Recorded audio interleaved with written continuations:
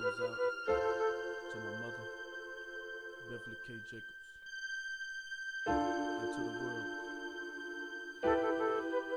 Let them know that we live by faith and not by sight.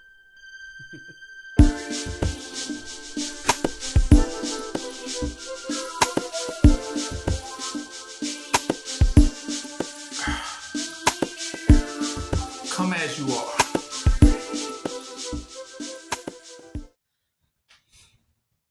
Now, when you hear that, come as you are, I mean, you done heard it 100 times before, but when they say come as you are, you would assume that they saying, well, you just come, how you addressed or whatnot. But that's not necessarily what it's actually truly saying, the essence of it. A lot of times I like to get to the essence of what words be meaning. I'm a big fan of that. So when we think about come as you are, it's referring to we know when we go to church that they talking about when you come to the church, right? Come as you are, right? Well, actuality, and normally when I say come as you are, you presenting yourself, they saying that you don't have to be overdressed for this particular occasion. That's what they normally be saying. That's what people kind of get out of it when they say, oh, he's saying just don't be overdressed. You don't have to be overdressed, right? But in essence, that's what Yah is telling us too. Which that's why they say that, come as you are. But the church that you are approaching is supposed to be Yah. Yah will be that representation of who you are approaching. And when you come in, come as you are, as you are. That means in your most sincerest form. Now, today we will share with you what is the most sincerest form. And this is the only ones that actually Yah can approach Yah. Even Moses found it out when he had to come upon the burning bush when Yah told him to take your shoes off for you on holy grounds. You know what I mean? And so when you see that, then you see the fear and reverence that he had to have for the family tree of approaching it. That it's a certain way you approach these people. You know what I mean? And these are Yah's people, so therefore it's a certain way that you approach Yah. Today we will talk more too on the hidden meanings behind what is a friend. Because sometimes we get carried away when we hang around people and we think we know what friends are. But let me show you what Yah will consider as a friend. Okay? That way you can clearly understand. And in doing so, you will learn then to seek Yah's friendship. And we want to share that too. So those are going to be the points that we're going to definitely touch on today. And it's definitely ain't what you think. It definitely ain't what a lot of us thought. For sure. This is, and that's why it's a lot of the stuff be hidden in plain sight, but yet still hidden to a lot of us because we don't get it. We don't understand it. And this is a lot of times how we fall into traps. Because we don't get it. We don't know who we're dealing with. And we don't know who was a friend, who was an enemy. And these things become that it's blurred lines. And when it's like that, you'll never get it if you stay in that state of mind. So today it's up to us to share clarity. It is always up to us to share that clarity with all those who are learning of what clarity is. Right? So let's share.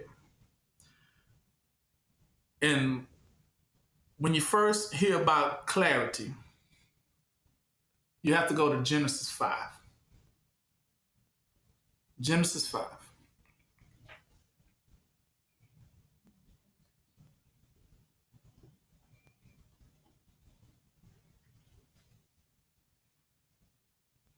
Now we knew that, of course, in the beginning, Yah created everything and he created Adam and Eve, right? And then from there, it began. I had it was said. It began. We touched bases on it. But I'm going to touch bases on some things that a lot of us don't know. But those who do know, they know. Right? This is Genesis 5. Let's start off. It'll be 1 through, let's see. We will go Genesis 5, 1 through 24. Okay? Bear with me. This is the book of generations of Adam. Generations of who? Adam. Okay. And the generations of what you will consider as a son of Yah, a child of Yah. This was the beginning, the origin story, right? Now we know he created the earth in what? How many days? 7. 7. Created the earth in 7 days, right? 6 days, and he said on the 7th day we what? Rest. We will rest. And so in doing so, he was always telling you, and he said, now from that day forth to reverence the Sabbath day. Very important that you reverence it.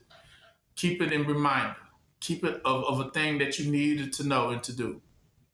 He put that one over most things that's in the Bible, but to keep that day as forefront was the very thing that you're going to be judged against in the end. Whether or not you kept it holy or not. And if you kept it sacred, if you kept it of an importance, when they say holy, did you keep this as importance? A lot of us don't know this. There's a lot of things you could do in this world, but there's only one thing that actually does matter. A couple of things. But that's why I said, no, you're get what? Some understanding. So let me share with you some things. He said, this is the book of the generations of Adam. In the days that Yah created man, in the likeness of Yah made he him. Male and female created he them and blessed them. Right? So he's telling you right there, when he created the likeness of Yah, he made him what? Male and what? Female. Created he them. So he's telling you the likeness is already that it's a good balance. You know what I mean? His likeness is already of a great balance. You can't have one without the other. And he says the two become what? So that's for the misconception that, because as we get into this, it's going to be a misconception, but I'm clearing it up from the beginning. So this is the beginning, how Yah always wanted things. And it gets even more clearer as we get along or go through it. And so he blessed them. He said, this was the likeness of Yah made he them. This is the day Yah created man. Now, the reason why he says man, were there other men running around? There were. Of other nations, though. Of heathen nations. But this was the first man that was created. And when he says man, that he said this was the first one who was what? Who sought after who? Yah. That's what he means when he said the first man. Okay? Because before this, people didn't know of Yah, didn't care of Yah, and if anything, they probably just worshiped devils. So that's what it was, the establishing of what a man looks like. A man of Yah. And he said he created them both male and female, and he blessed them and called their name Adam and called their name Adam in the day that they were created. And Adam lived 130 years, and he begot a son in his own likeness. After him, he called his name Seth, because we know what happened to the story. He said, well, hold on, Seth, because of Cain and Abel, right? Cain killed what? Abel. And because Cain killed Abel, that was Adam was the son of a man created and supposed to have been righteousness, right? And then the son that followed, Cain, wasn't that one, right? So it was given to who? Abel. But then Cain got jealous of Abel, who also and killed him too, because Abel was created in righteousness as well.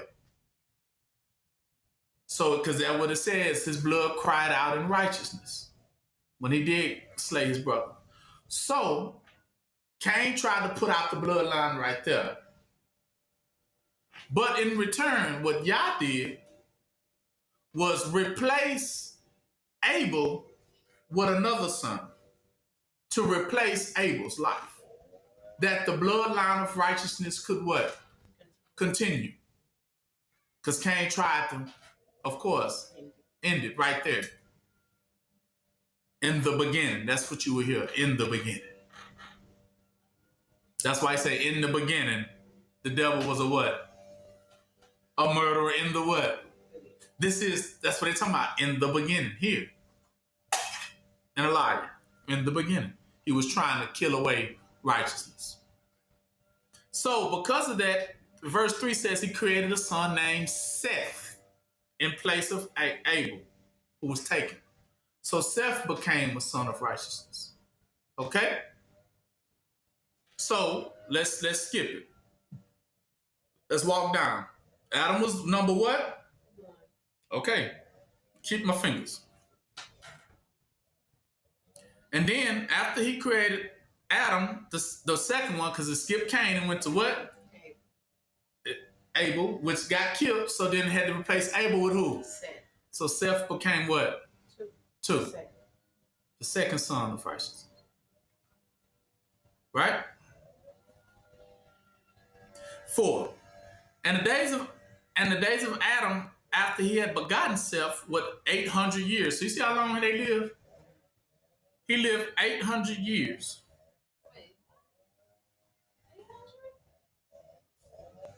No, he lived even longer than that.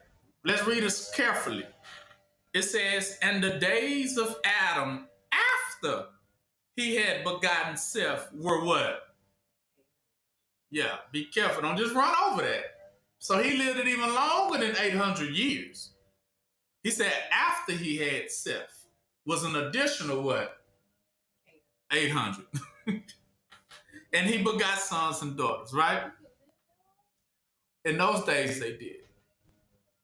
But it ended when Adam and Eve bit the what?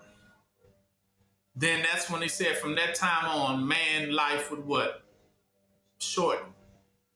Nowadays is all the way down to the longest a normal man can live. Actually, the number is 120. Now, no one's living past 120. But because of sin, that's even short. So I done heard the average person like about 110. I done heard. Talking about as of today, people are living like that long. This is facts. Look it up. So, but then sin and not eating right, bad health takes away time too, doesn't it? So that reduces that number. So then woman lives longer than man. So her years, according to how her average statistic years, is 80. Around 80-ish for a woman, a Hebrew woman.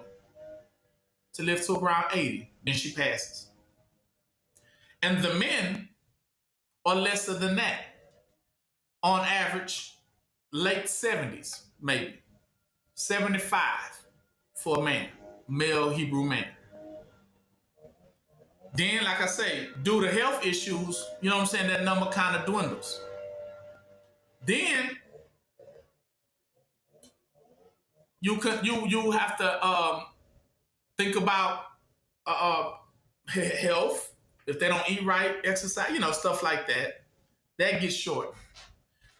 And then the number gets shortened too when you start sinning. Then that number gets short. Then you have to account of freak accidents, stray bullets, car accidents, right? You gotta take into account those things. So the average lifespan for us is not what you think. Not at all. The numbers are definitely the lowest they have ever been for our life expectancy. And it's all because of biting that what? Mm-hmm. All because of the knowledge of the devil. It's shortening our lifespan. That's what the devil wanted. That's what the devil always really wanted, was that we wouldn't live to see good days. You notice the devil doesn't care how long you live to do bad days. You can have hundreds of those days. It's when you try to make that crossover. It's when you try to that period when you say, now I'm gonna try to do right, turn that new leaf. It's funny how those days get shortened real quick. Right? I hear so many reports of people who say, now I'm gonna try to get my life together and in order, and then all of a sudden a misfortune happened to them. But they had all the years when they was doing bad, nobody kept, nothing ever bad happened to them. But then the moment they said they was ready to try to turn a new leaf, life expectancy, is shortened.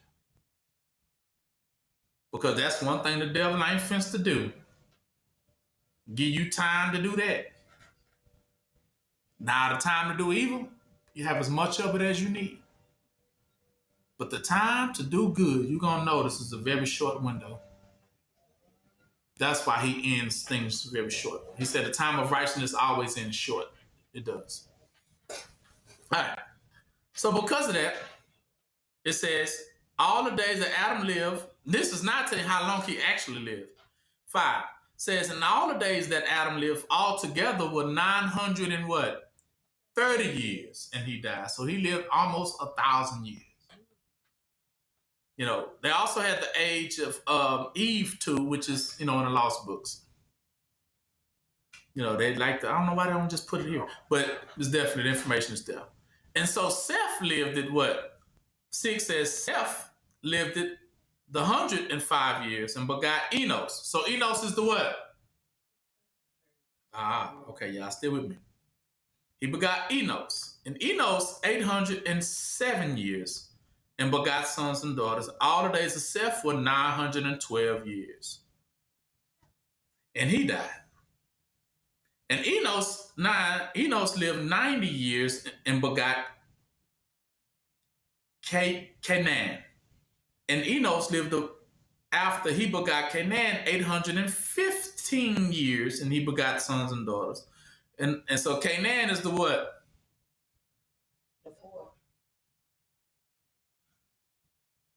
And Enos lived after he begot Canaan 815 years, and he begot sons and daughters. And all the days of Enos were 905 years, and he died.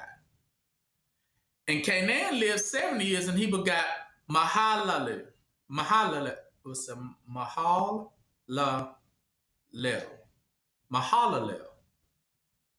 And Mahalalel is the what? Fifth one.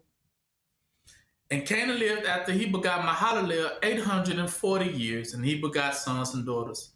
And all the days of Canaan were 910 years, and he died. And Mahalalel lived 65 years and begot who? Jared. Oh, Yared, because the J is silent. Yared. Mm-hmm. And Yared is the what? 6. He's the 6. And Mahalalel lived after he begot Yared 830 years, and he begot sons and daughters. And all the days of Mahalalel were 895 years, and he died. And Yared lived 160 and 200 years when he begot who? Enoch. So Enoch is the what? The 7th. And Yared lived after he begot Enoch 800 years and begot sons and daughters. And all the days of Yared were 960 and 2 years, and he died. And Enoch lived 60 and 5 years and begot Methuselah. And Enoch, very important, look, and Enoch walked with Yah. You didn't say that about none of the rest of them, did he? And Enoch walked with Yah after he begot Methuselah 300 years and begot sons and daughters. And all the days of Enoch were 365 years. 365 years. You ever heard that number before? The days of the year. The days of the year. And Enoch walked with Yah, and he was not. For Yah what? Took him. Stop there. Enoch walked with Yah, and he was not. Meaning not found. For Yah what? took him. This is the one they were speaking of that never seen death. And according to the order of man, Enoch represented the seventh son. And the reason why he said, and this one walked with Yah. And Yah definitely had a relationship with Enoch. And that's why he what? Took him. That's why he took him. Now, 7 is a very important number because he ended up being the seventh son. And the reason why Yah took him, because he gave us the blueprint. Before there was Moses, there was who? Enoch. Now, Abraham, Isaac, and Jacob, during the time that they lived, and even the 12 sons of Israel, they ain't never heard of no Moses. Moses came well after them in their days. But how is it? They had a very great understanding of things. Well before there was a Moses to even teach the people the 10 Commandments and the laws and statutes. Because who taught them? Who taught Abraham, Isaac, and Jacob? It wasn't Moses. Enoch. That's what they didn't know. Before the times of the flood, he wrote it all. He wrote everything. He told Noah the flood was coming.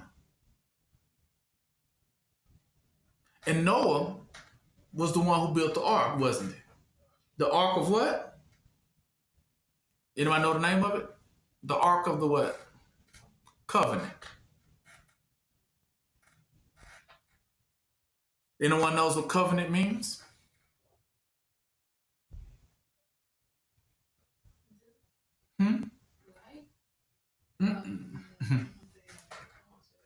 Show you what covenant means. This. Actually, covenant is a very simple word. Covenant, when Yah makes a covenant with you, it's nothing more but what Yah has made with you is called a friendship. A covenant is a what? Friendship. A friendship. It is a friendship. Yah does not make covenants with everybody. Why? Everybody's not his friend. Because everyone's not his friend. Exactly. Everyone's not Yah's friend. So Yah only makes a friendship with those in whom he is friend what? With. What makes them a friend? What makes anyone a friend? Exactly. Point 1, they want what you want. So that means two are what? Agreed. Two are agreed. That's a friendship. Because that is that mutual endeavor that both of y'all come together for. Right? You are my friend, I am your friend, because we both have the same mutual thing or purpose that we're after. And as long as we both are after the same things, then me and you are what? One, that means we are friends. We are friends.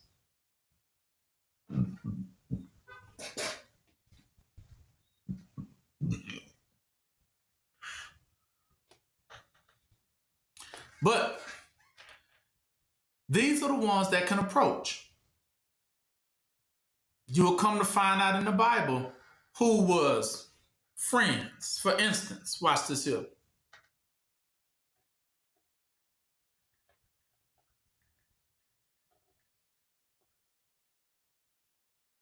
Exodus 33:11.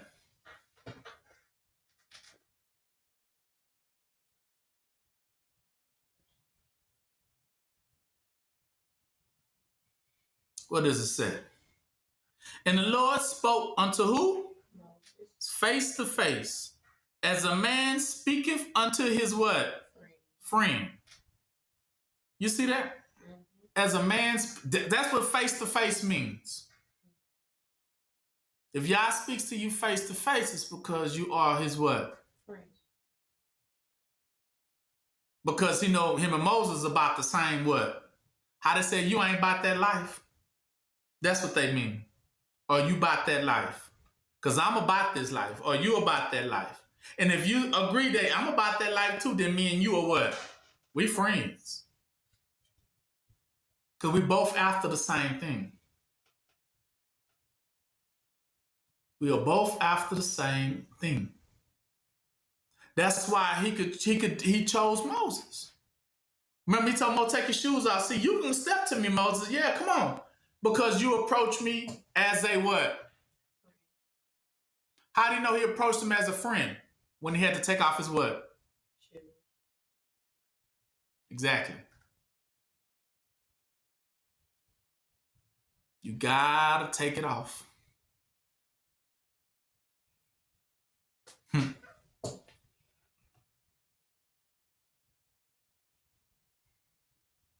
This one's gonna get deep. Okay. Now, he's not the only one, right?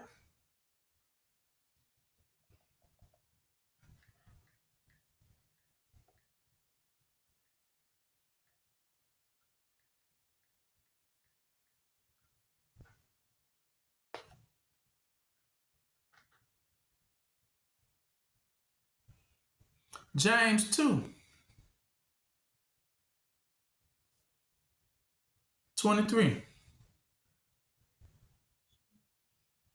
What does it say?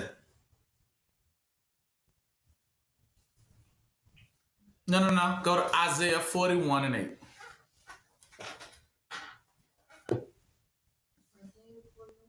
Isaiah 41:8.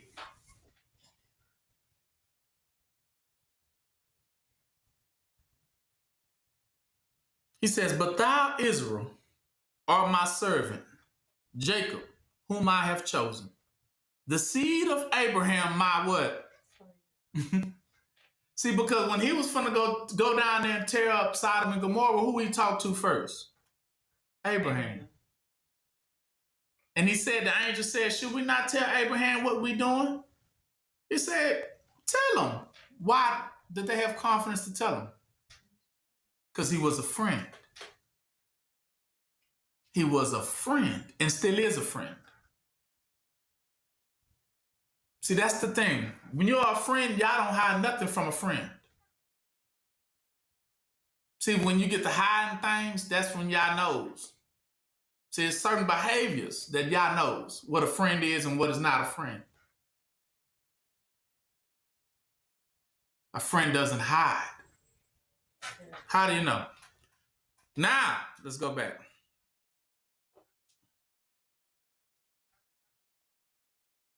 Let's go to Genesis 4. No, Genesis 3.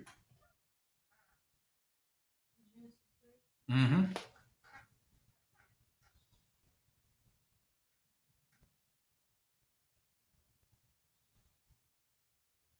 Now let's read. Now the serpent was more subtle than any beast of the field which the Lord Yah had made. And he said unto the woman, Yah has said, you shall not eat of every tree of the garden. And the woman said unto the serpent, we may eat of the fruit of the tree of the garden, but of the fruit of the tree which is in the midst of the garden, Yah has said, you shall not eat of it, neither shall you touch it, lest you die. And the serpent said unto him, you shall not surely die. For Yah knoweth that in the day you eat thereof, then your eyes shall be opened, and you shall be as gods, knowing good and what? Evil. And when the woman saw that the tree was good for food, and that it was pleasant to the eyes, and a tree to be desired to make one wise, she took of the fruit thereof and did eat, and gave also unto her husband with her, and he did eat. Now listen what it says. And the eyes of them both were opened, and they knew that they were what? Naked. And they sewed fig leaves together and made themselves aprons. Listen. The first thing the apple, when they ate it, the knowledge that it gave to them is that they what? Mm-hmm. 8. And they heard the voice of the Lord Yah walking in the garden in the cool of the day, in verse 8. And Adam and his wife hid themselves from the presence of the Lord Yah amongst the trees of the garden. When they hid themselves.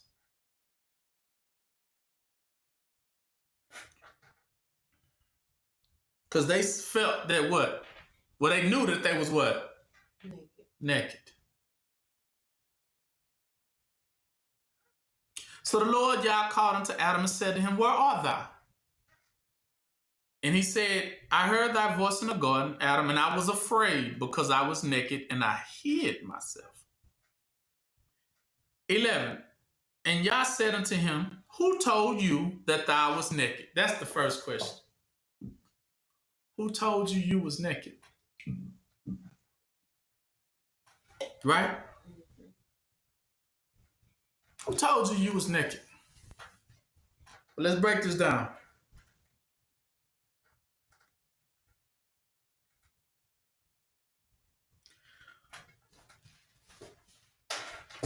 When you eat the apple, it gave them a certain understanding or a certain knowledge. But it also gave them an understanding, a knowledge, and a wisdom. That's what she said, to eat of it will make one very wise, meaning what to do in preparation. What they had to prepare for, this is the very thing they found themselves naked as.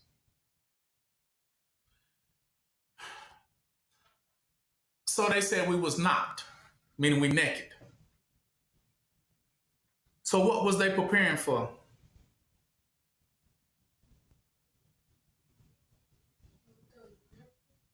Mm-hmm.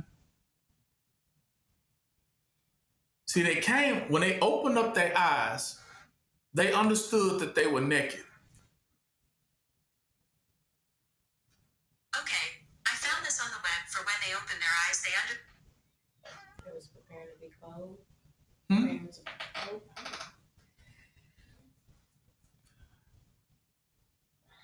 Well, they was preparing to meet Yah. That was why they looked at themselves and said, well, if Yah is coming, then we are what? Unprepared. Didn't we say, come as you are? See, when you approach Yah, you're supposed to what? So when the devil gave them an understanding, was the same understanding he had. He put his mind in their minds. That was what blinded them, or so-called gave them sight. That was his sight, his light of understanding. That he put that mind on them to have them think that they was unprepared to meet who? Yeah. So they immediately ran up in the woods and started preparing to meet who? And even in all of their preparation to meet Yah, once he finally came, they still went in what? Hid. That's why he says, hold on. Y'all know something is off. Because first of all, but when he left them, they were naked.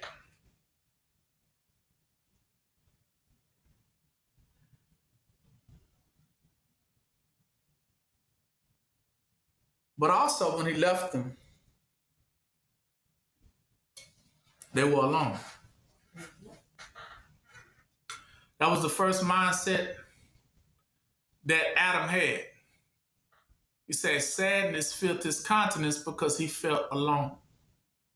So what did Yah do in response? Create who?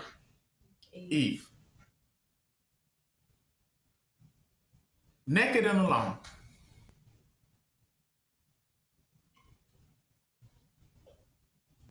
Now, the devil wanted them to feel, he always wants you to feel how he feels.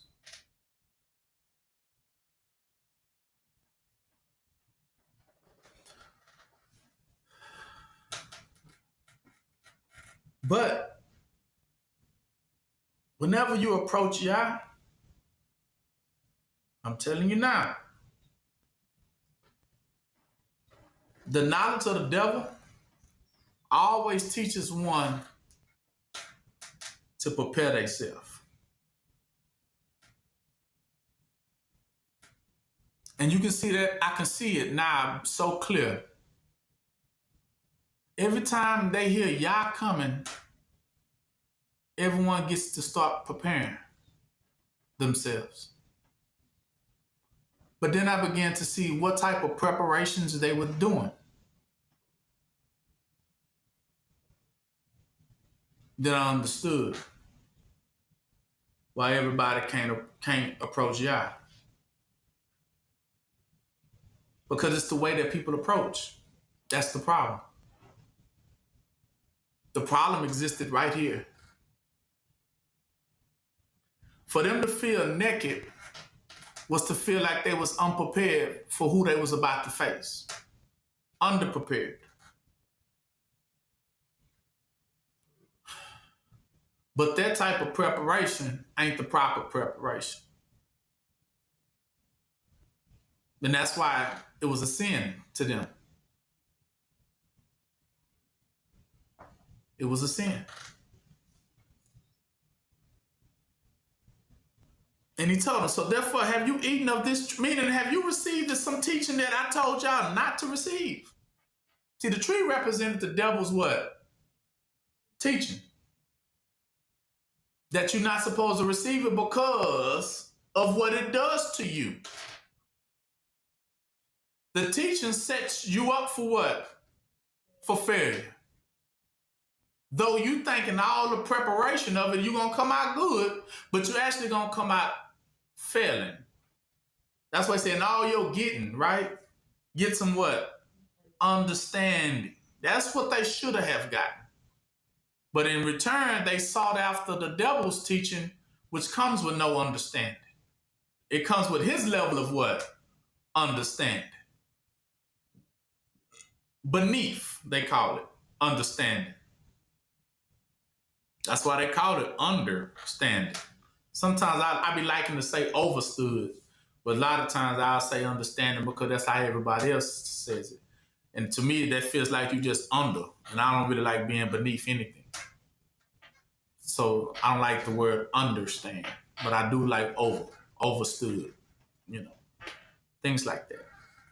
All right. So let's keep reading. 12. And the man said, the woman thou gavest me to eat, of course, right? So we're going to skip that part because we know what happened after that, right? So let's skip down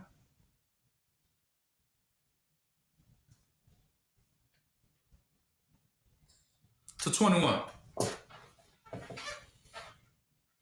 So, of course, Yah hit them with the verdict and the judgments to all three of them, right? But it was interesting what Yah did right here to me. He says, unto Adam also and to his wife did the Lord make what? Coats of what? And clothe them. I like that. Because remember that up there, it said they had already made themselves something to wear. Right? Or the little tree that said they sewed together fig leaves. And but how Yah seen that, it was like, And then he clothed them with more durable what? Clothing. Because he said coats of skin. That means this material is like skin mean animal skin. So it's tough. That means it's leather. He gave them leather for clothing. That's why you see some of your characters wear leather, right? Like Batman and stuff, them little leather suits, Flash. Yeah. But he gave them skins of leather. Coats of leather. He made that. But they had aprons sewed with fig leaves, But you know what? That's so loose and not durable, is it? Easily to be ripped and torn. So how Yah even in that moment still took care of them according to the way Yah was always going to take care of us, not having an understanding that some things you don't need to do yourself.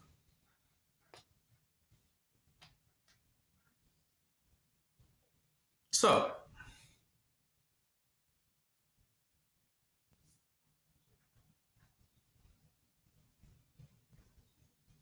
let's go to 2 Corinthians 10, 1 through 7.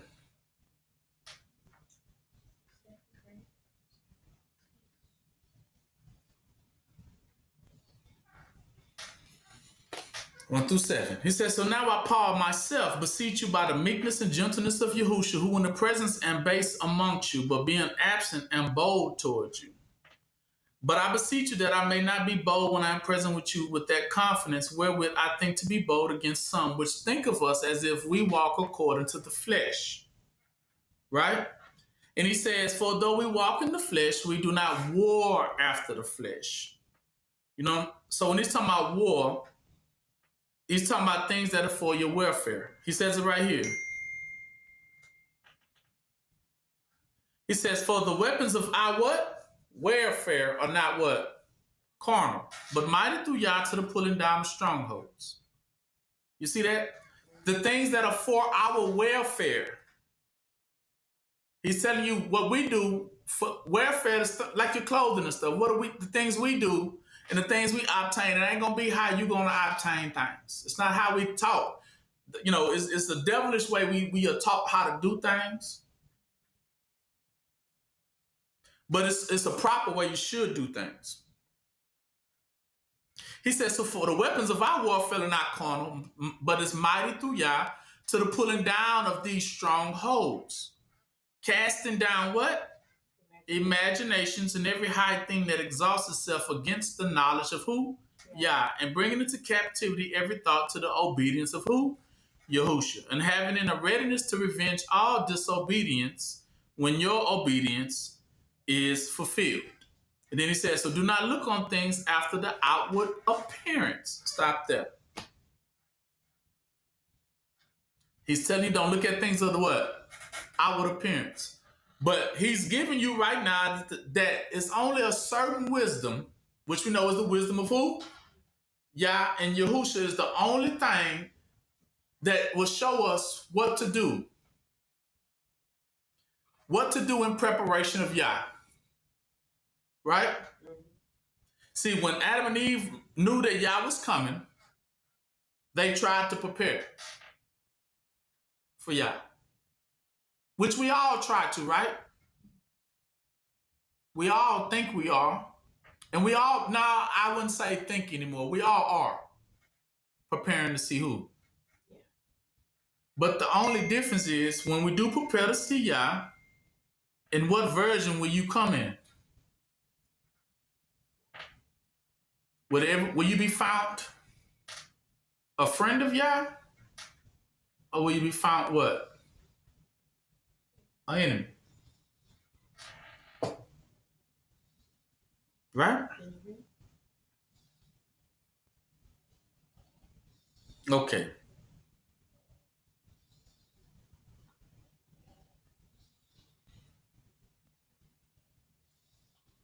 Now, what is a friend? Y'all got the lost books? Mm-hmm. In order to understand a friend, you must understand an enemy. Ecclesiasticus 12.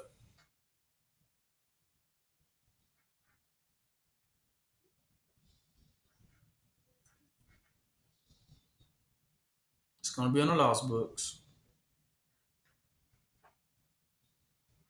You got it?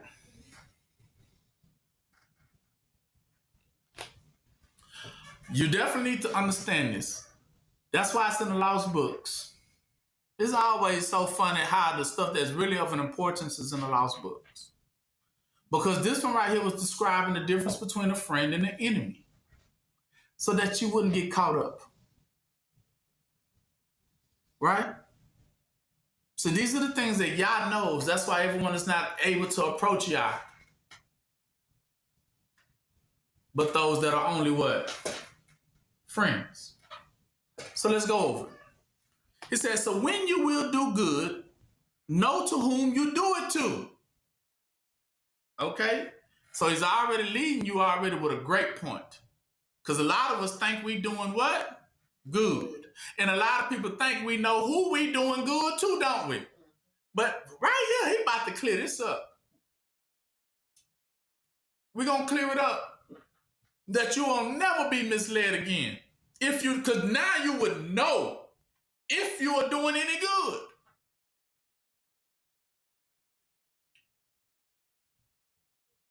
Because it's going to be who you're doing good to. That's how you're going to know. That's why many say, come in and say, I did this and I did this. They say, get away before I never knew you. Because you're going to come to find out not to be a friend at all, but going to be found to be an enemy. And that's how you're going to get, it's going to be a slap in the face. Why? Because Revelation said captivity will be taken what? Captive. So a lot of us is going to serve the wrong people just off rip. Because of that one verse right there. Meaning, you going to get got. Right there. But that's why they put this in here, Ecclesiasticus 12, that should have been in the Bible, but they took it out of the Bible in order for you to miss over the whole point. That wouldn't have got you caught up with the captivity. So let's go over this. He says, so when you will do good, or when you decide you wanted to help somebody, who do you think you're supposed to help? Huh? Mm-hmm. Mm-hmm. He said, okay. So he's telling you right now, be careful. So shall thou be thanked for thy benefits. Because that means you're going to be a benefit to a person, right? So do good to the godly man, and thou shalt find a recompense, meaning you will be rewarded. It'll be rewarded back unto you. Recompense meaning you reap what you what? Sow. So therefore you did good. Good what? Comes back in return. And if not from him, meaning if it's not from that person in particular, you will surely get from who? The Most High. Meaning your heavenly parents will make sure you get that blessing. Even if it might not necessarily be from that particular person. Because sometimes, you tell you right now, don't get caught up in always that tick for what? Tax. So that clears it up. It's not always going to be, don't look for the tick for tax. Sometimes you got to do good to people and not assume that it should always what? Come back from that person. Not having to understand that it ain't going to come back. No, it's going to come back. He's just saying that it might not always come back from that same person in whom you do the good what? To. But yeah, your heavenly parents will make sure of it, that they put that on their priority list to make sure that you get repaid. Recompense means to be repaid, right? What you're giving out. So whether it might be through that person, but it might be through somebody, a total stranger who just had the mind of Yah when they say, you know what, Yah told me to bless you. And that could be recouped from that earlier thing you might have done for somebody else. See what I'm talking about? So it's not that you ain't going to get repaid. It just might not always come back from the same source in which you invested. But it was an investment yet and still, okay? Investments do come back. It do yield a return. That's what he's saying.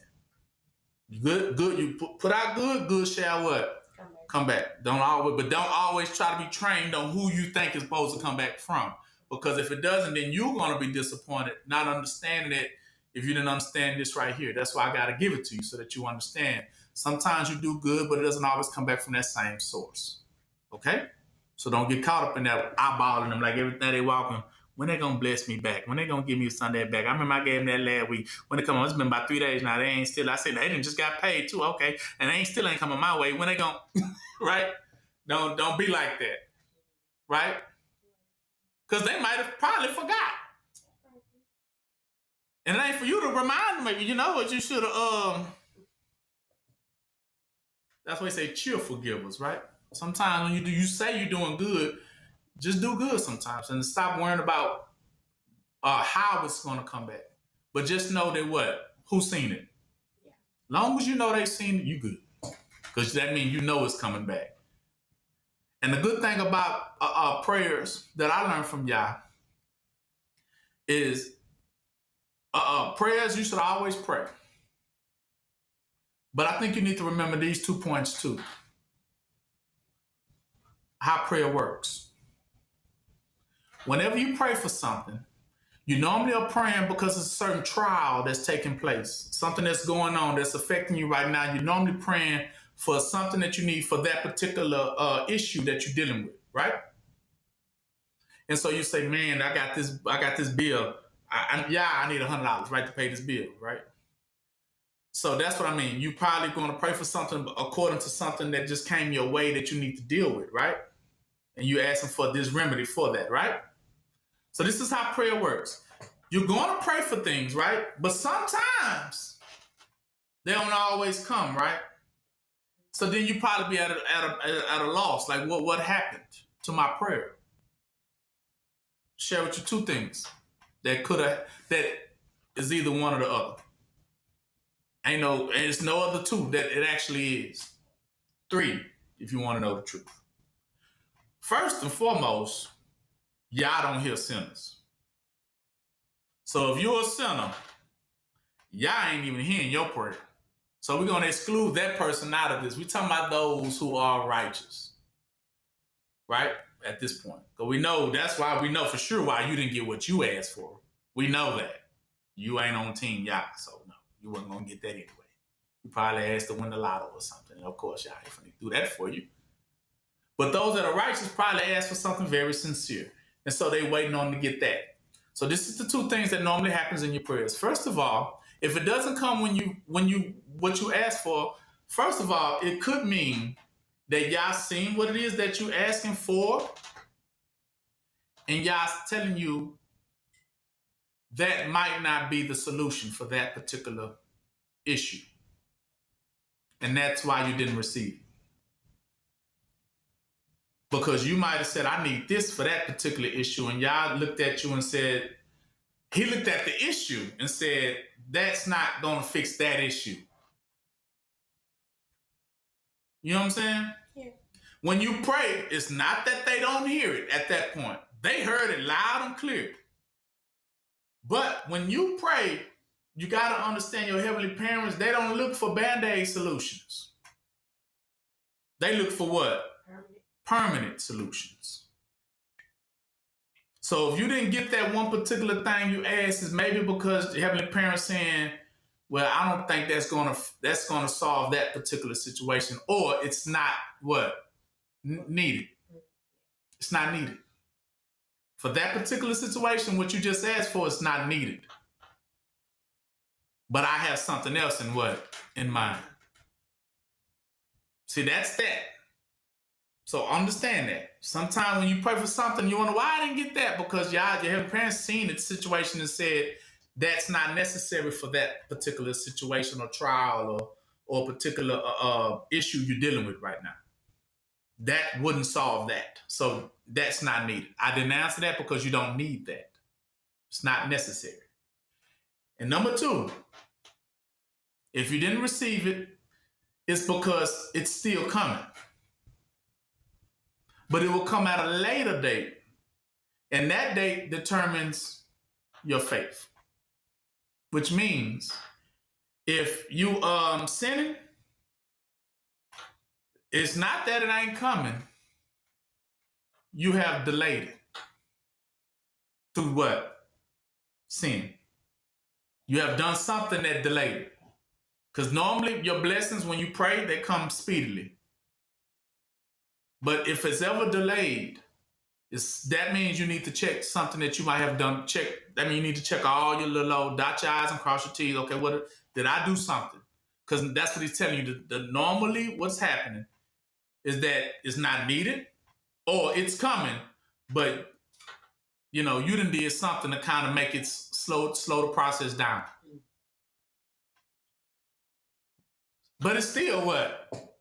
It's still coming though. That's the thing. It's still coming. Once you pray for it, it's coming. I need y'all to understand, through your prayers, everything comes. And all answers are yay with y'all. It's coming. You hear me? But long as it's a prayer that's pertaining to righteousness. Because he said, according to his, Yah says it's according to his people. For Yah so loved the world, what does he say? That he gave what? So stop saying only begotten son and just say he gave everything.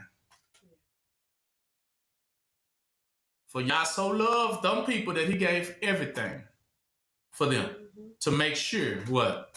They make it. That they do not perish. So that means how much will Yah give towards your situation? Everything. If it's what? Needful. So you got to already know that you have a whole storehouse on top of your head that's already and available to you according to your progress. Say it like that. Yah will give anything for that world of people. And has. They always say, for God so loved the world. That is for as many will get it together. Should not perish, but have what? Everlasting what? Yes. Life. His son included. Man, he gave everything on your behalf that you make it. And ain't nothing held back for you. But you have to stay on the right what? Okay. Right path. That's what he's saying right there. So now let's get back. Hold on, stop there. That's actually what you call a friend. That is what you call a friend. A friend is those that actually support you. They y'all of the same thing, agree upon this thing, and y'all what? Support each other to get to that, right? Now, y'all on the same page. So that's why he always called people like Moses or Abraham friends. Y'all know what he want. And when he shared what he wanted with Abraham, Abraham was like, oh, okay, I see. I'm with it. I'm with it. What do you need me to what? Do? Same thing, Moses. I need somebody to go get my people out of Egypt. Moses, here I am. That what you want to do? What you need me to what? To do. That's why he was able to talk to Moses what? Face to what? Face. These are people, face to face means friend. That I can talk to you about an endeavor, about a purpose. And you are 100% agreed. Where do I sign up? That's what a friend is. They always said a friend in the time of what?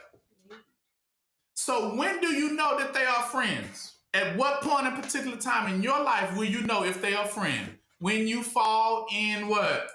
Need. That's when you know. See, it's not about when you got everything popping that they are around. Don't trust that. He's telling you, do not trust that. Yah gives a scripture. He says that Yah is a present help in the time of what? Need. Because that's what friends are for. Friend is to be there in your time of what? Need. You don't need a friend when everything going well, but you surely need a friend when you feeling down. What friends are for. That's why he said they are loaded with what? Benefits. Didn't he say that? And it's a benefit, great benefit to have a good friend in your corner, especially in your time of what? Need. And that is the only time you actually know you have a friend. It's not during the other times. Don't be lost in the sauce. He's going to break it down to you so that you will know these moments and see what you're really dealing with. Listen, 12:2. Do good to the godly man, and thou shalt find a repayment. And if you and not for him from Yah the Most High. 3. There can no good come to him that is always occupied in what? Evil. Nor to him that giveth no alms. So he's telling you 3.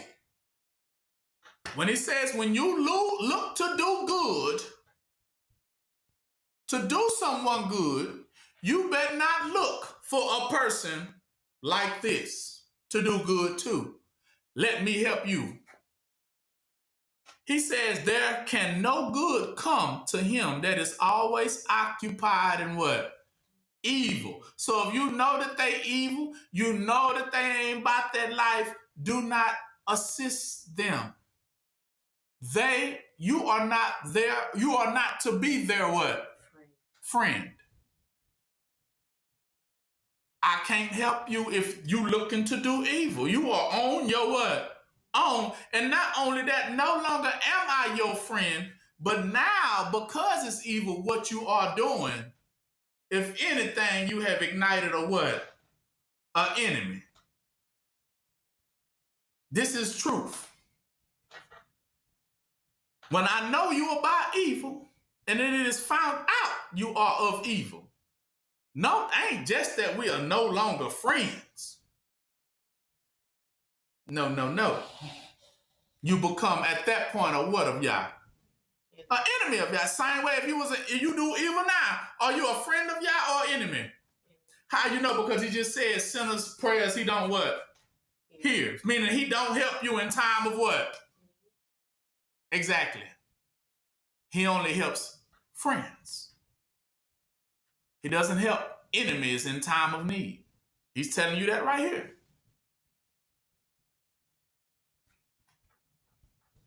Some people be trying to question my character, but I know where I get mine from. I know my source. That's the thing. See, I know my sources. They don't. Right here. And nor do we assist to him that giveth no what? Alms. Alms mean charity. Charity to who? Israel. Those that are not restoring who? Israel. So do we assist people that don't restore Israel? No. Because that's the equivalent to helping the devil. Did you know that? That's what he's really trying to give you to understand. How y'all get caught up in these sticky situations and in these complicated situations because you get caught up helping somebody that was already a devil. He's giving you right here the requirements of a devil in plain clothes. But he said it's always occupied in what? Evil, meaning robbing Israel, and him who does not what? Give no alms to who? The poor. Who the poor? Poor of what? Israel. He, mainly like the rich man, why are you helping him? What are you doing? Well, they gotta help. See, that's what you hear. We gotta help them. And y'all clearly let you know. That's why you're going to be that one coming back on talking about, I did this, I did that, I helped this person, see, I helped that person, and then you come to find out you was only helping who? Devils. That's why you didn't get no what? You didn't get no approval from y'all for doing it. And you thought you did good, didn't you? Oh man, I thought I did some good. But was they of y'all's? You never asked that question, did you? You didn't. That's how you got. That's how you're going to get got. Because you never going to ask the right questions. For Yah or against Yah, yay or nay. Why you don't never ask that question to anybody you decide to help? Instead of you just stumbling over to help somebody. See, with our understanding and with our knowledge, we have that reserve and that wisdom to have the reserve is when I see an enemy, I sit back and I lean back in my seat. And if I see them stumbling and falling, I just lean back in my seat. Because it's not for me to help anyone who ain't helping Israel. Is it my word or is it what? Is it there? That's why it's lost books. It's not for you to help your enemies. Why would you? It's like your enemy had their gun pointed at you, about to shoot you, click the gun, click the trigger a couple of times, and they go click, click. And then they realize they ain't got no bullets. And you say, well, I got some bullets. And you're like, oh, can I have some? Yes, friend. Yeah, I got bullets for you. Anything? What else you need? Like if they not finna take them same bullets, load that gun, snicker in their mind how dumbfounded this person really truly is. before they load that thing, cock it, and finish the job. Realizing how foolish and dumb this person was to trust or put any trust in their what? Enemies. When they say put your trust in your enemy, it's talking about your benefits, meaning to help a person, to put your all into, to invest into. That when they say trust, because it's like a trust fund at that point. Trust fund is valuable, ain't it? So who do you invest into with your trust fund? Because remember, those things you can't get back, can you? Because once you give out that energy, once you give out that time, once you give out that labor, can you get that back? That's why it goes in the book. It's written, oh, you help such and such. It's written. You can't undo it. You can't, I didn't mean to do it. It's the book. They turn back to the page that has already been sealed on and say, but it's right here. You did. Right? You can't undo it, can you? Once it's done, right? Exactly. So that's why you got to be careful going into the situation. Know who you're dealing with. We try to bring great clarity to people. We don't try no more. We just do. But for those who don't get it, it's because they won't get it, right? We get it, and we get it. We even get that part. For those who won't get it, they ain't going to get it, and we get that too. He says, 4, but give to the godly man and help not. So if you didn't know, that's what he was saying. He even made it more clearer in the next verse. For you to say, nah, that ain't what God's saying at all. What does the next verse say? But help what? But only what? Godly what? Men. That's what it says. Give to the godly man, but help not a sinner. See? So, ain't my Bible. I didn't write this. I reserved myself because I see it with my own eyes. That can't unsee it and say, that don't say that. That don't say. But that I know it say that because it's a lost book. That's how I know it do say that. It makes all the sense in the world. But this when you take this stuff out the Bible, it creates that chaos and confusion and blurs all the lines. But who do you really help? Everybody's one and the same. And it's not true. If you know that they ain't about Yah's people, you know they ain't about Yah's purpose, then what are you helping them for? That's why Yah used to tell us, come from out from amongst them. Who's the them? Them that care less about Yah's work. Why you still hanging around them? Why you still looking to serve them? Why you still cutting them? Why you still looking up to them as role models or anything? Why you still saying, can I go get you some coffee and donuts? Why are you still trying to be that, what they call those types?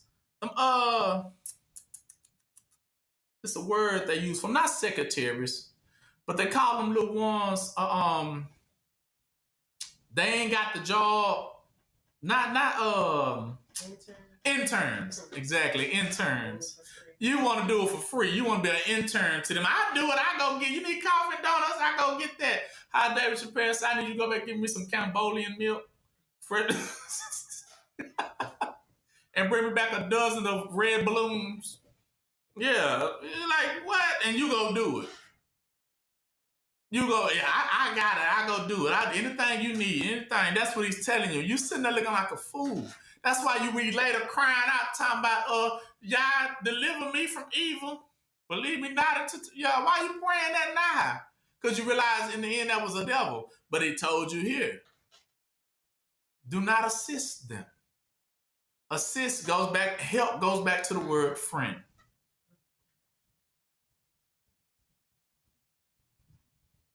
You can't be friends with everybody. They look at me all day long, man, that nigga ain't never happy because you are not my friend. And I am not your friend. I don't know how else to tell you. I just show it to you every day, but I see you just don't get it. And you think it's something you could do that's going to change that fact. And there's only one thing you can do that's going to change that outcome. It is when you what? When you start helping y'all's what? You just, for me, it ain't even for me. You just got to do what you told to do.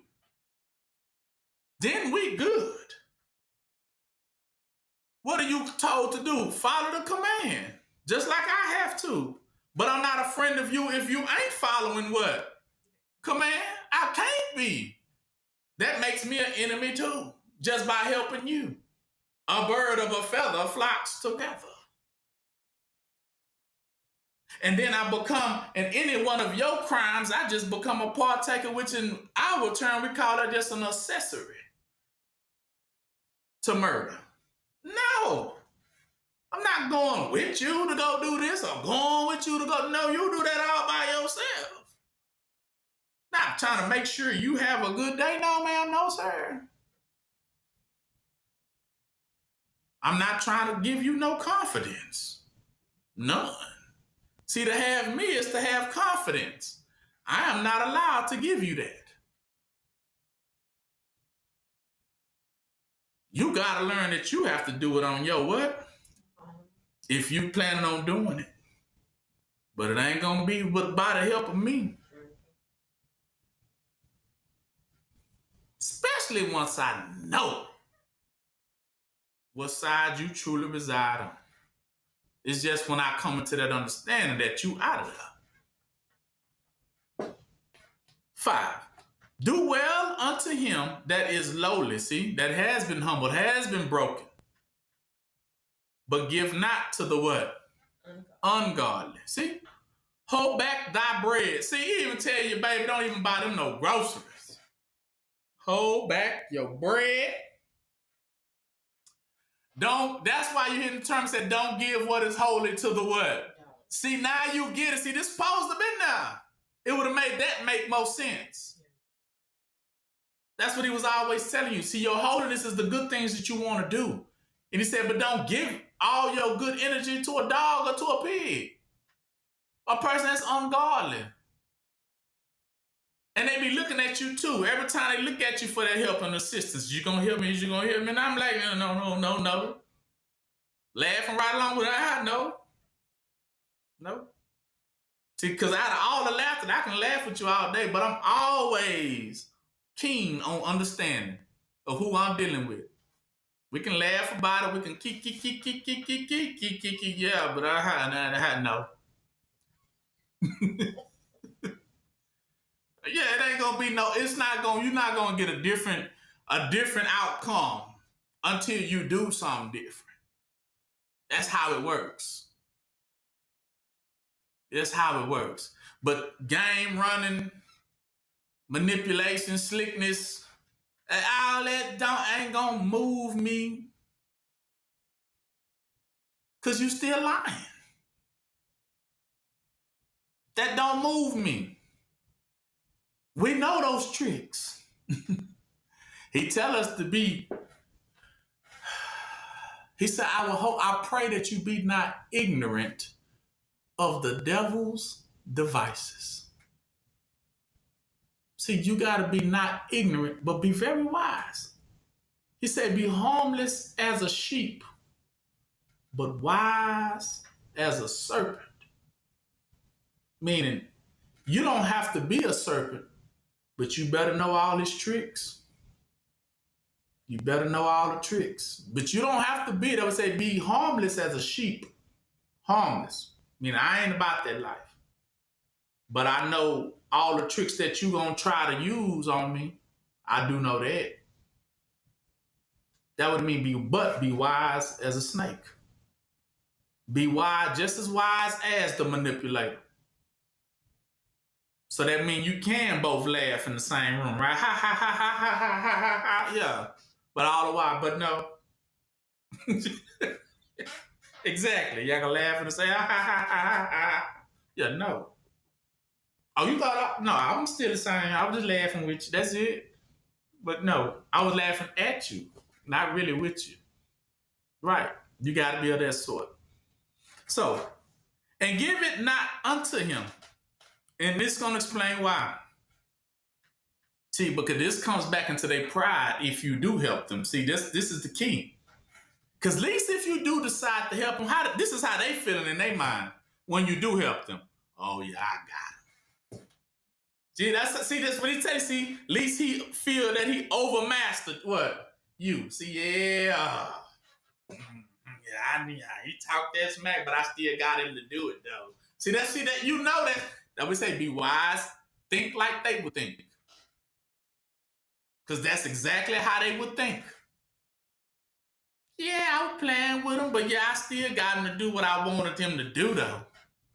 But you got to be just as wise as that's probably what they thinking right now, that if they get me to do that, they're going to feel pretty good about themselves. Because they know that's beneath my standards. And anytime they think it's beneath my standards, they're going to try you. How they say it? They be trying you to see if they can get you to dip below your standard. And then how they think after they have felt like they have. They felt like it was an overmaster. Oh, yeah, see, yeah. Mm-hmm. He say he don't do all that, but yeah, he'll do it for me. She say she won't, yeah, but for me, they will. For me, they will. And then they get to talking to the other buddy. Y'all need her to do something? Oh, I got that. I'll go do it. Watch this here. You just watch. Watch this here. Let me work it. Let me work it. Let me work it. Y'all just watch how I do it. But you guys to be wise as a what? A serpent, to even understand that man, that's the thing they should not really let you see. That's the thing about devils and serpents. They show people so many things, so many tricks. But they don't know. Some of us is trying to pick those tricks up. But then other of us are just watching like, oh, they really do stuff like that, huh? Right. We're like, oh, okay. So I'm just going to be watchful for that one now. That's all they really did. They don't even be understanding it. You got one who look at it as, oh, I'm finna do that. Oh, that's a little like a good one. But another one watching that same thing like, oh, okay, so they do that. They can do that now. So that means somebody just got exposed both ways, right? Somebody said, oh, that's something I'm finna try. The other one like, I wish they would try it. Exactly. For else thou shalt receive twice as much evil in return, verse 5 says, for all the good that you have done unto him. That's what it means. You actually think you did good, but it comes back twice as more what? Sorrowful. It's going to be twice as more of a regret. Why? Because ain't they going to make fun of it that they did get you to... That's the first regret right there. And then number 2, now you got to deal with Yah. Because you know you shouldn't have what? Helped them. That's why it was a lot. Some of my situations in my past is what got me even to this point in the state of mind. Glory be to Yah. It was things like when I used to pay tithes.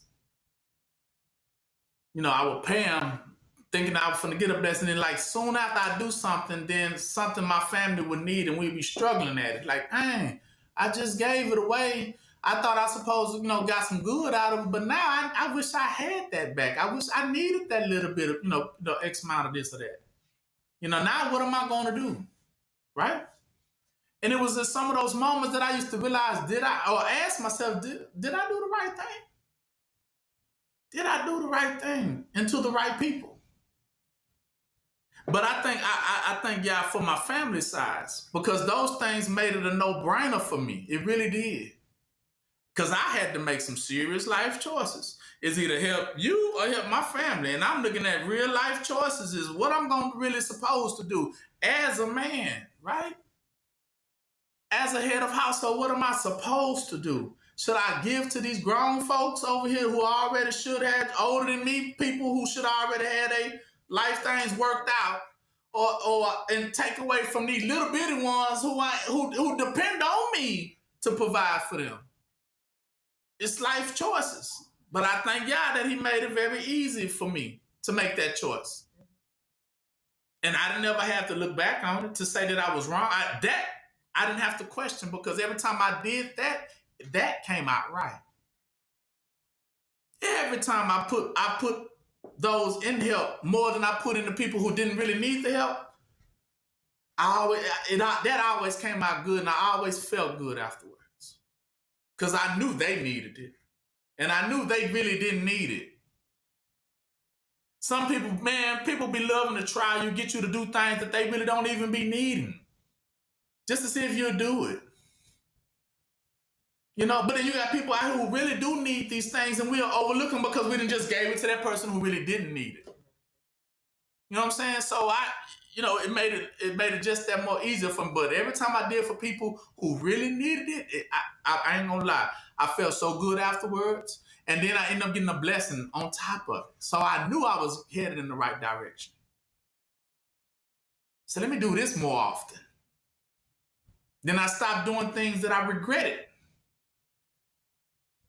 If I knew I was gonna regret it, I just didn't do it. Because too many times I end up regretting it. I was like, man, I'm getting tired of having to regret my steps. So let me just stop doing it all together. That way I know I won't regret it. Like if I didn't want to be in the presence of someone that I felt like I was going to regret it, I just stopped what? Being in their presence.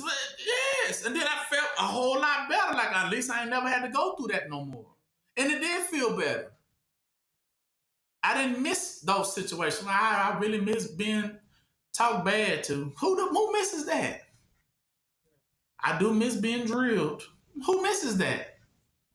I wish I can go back to somebody who made me feel like crap every day. Who misses that? But when you come out from amongst that, you feel a lot more better. Like, man, I finally got a little peace of mind. I feel better. Feel more airy, more free. So yeah, it was those things that made it easier for me to understand when I was walking in the right direction and when I wasn't, depending on who I was helping.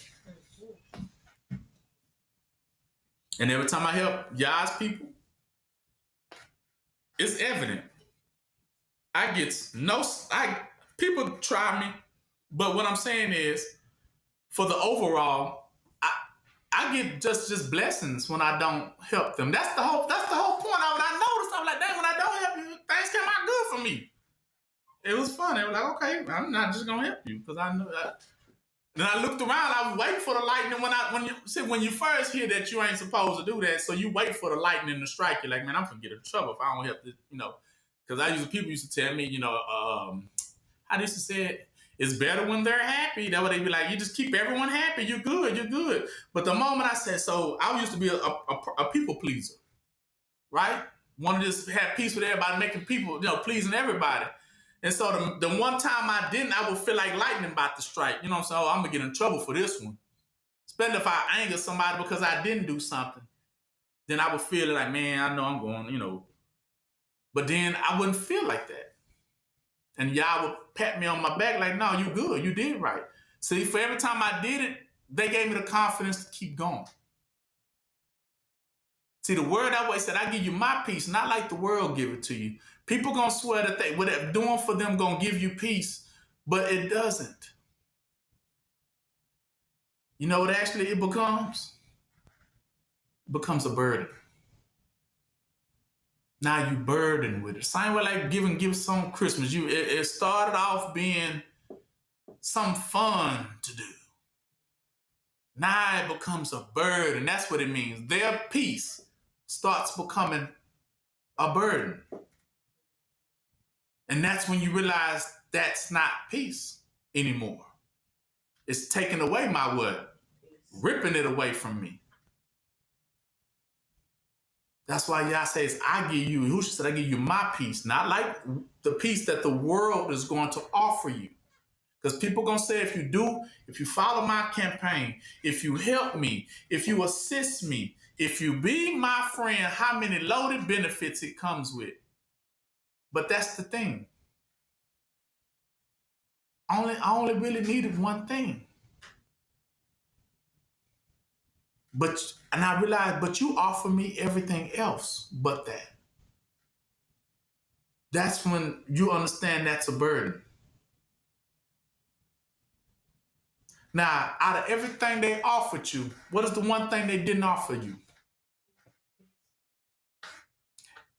And peace with who? Yeah. Exactly. You notice that now? That's the one thing they never offer you. They can say, I give you a car, I give you some clothes, I give you this, I can give you that, I can give you diamonds, I can give you riches, I can give you this, I can give you opportunities, I can open doors for you, all that you swear you can give me, but why is it it's only one thing I truly need? But you never said that. You never said that. Is it because that's the one thing you can't give me?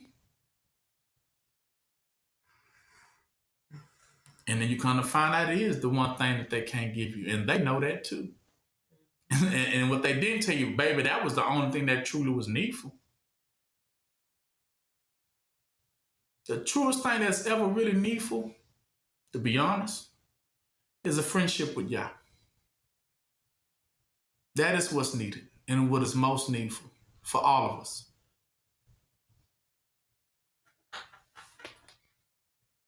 Because Yah is a true friend indeed.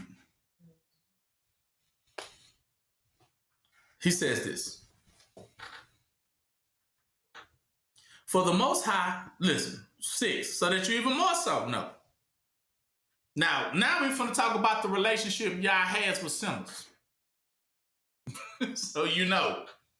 So if you ever had that moment where I don't know if I helping them was a bad thing or a good thing, let's ask. Now let's see how Yah looks at it.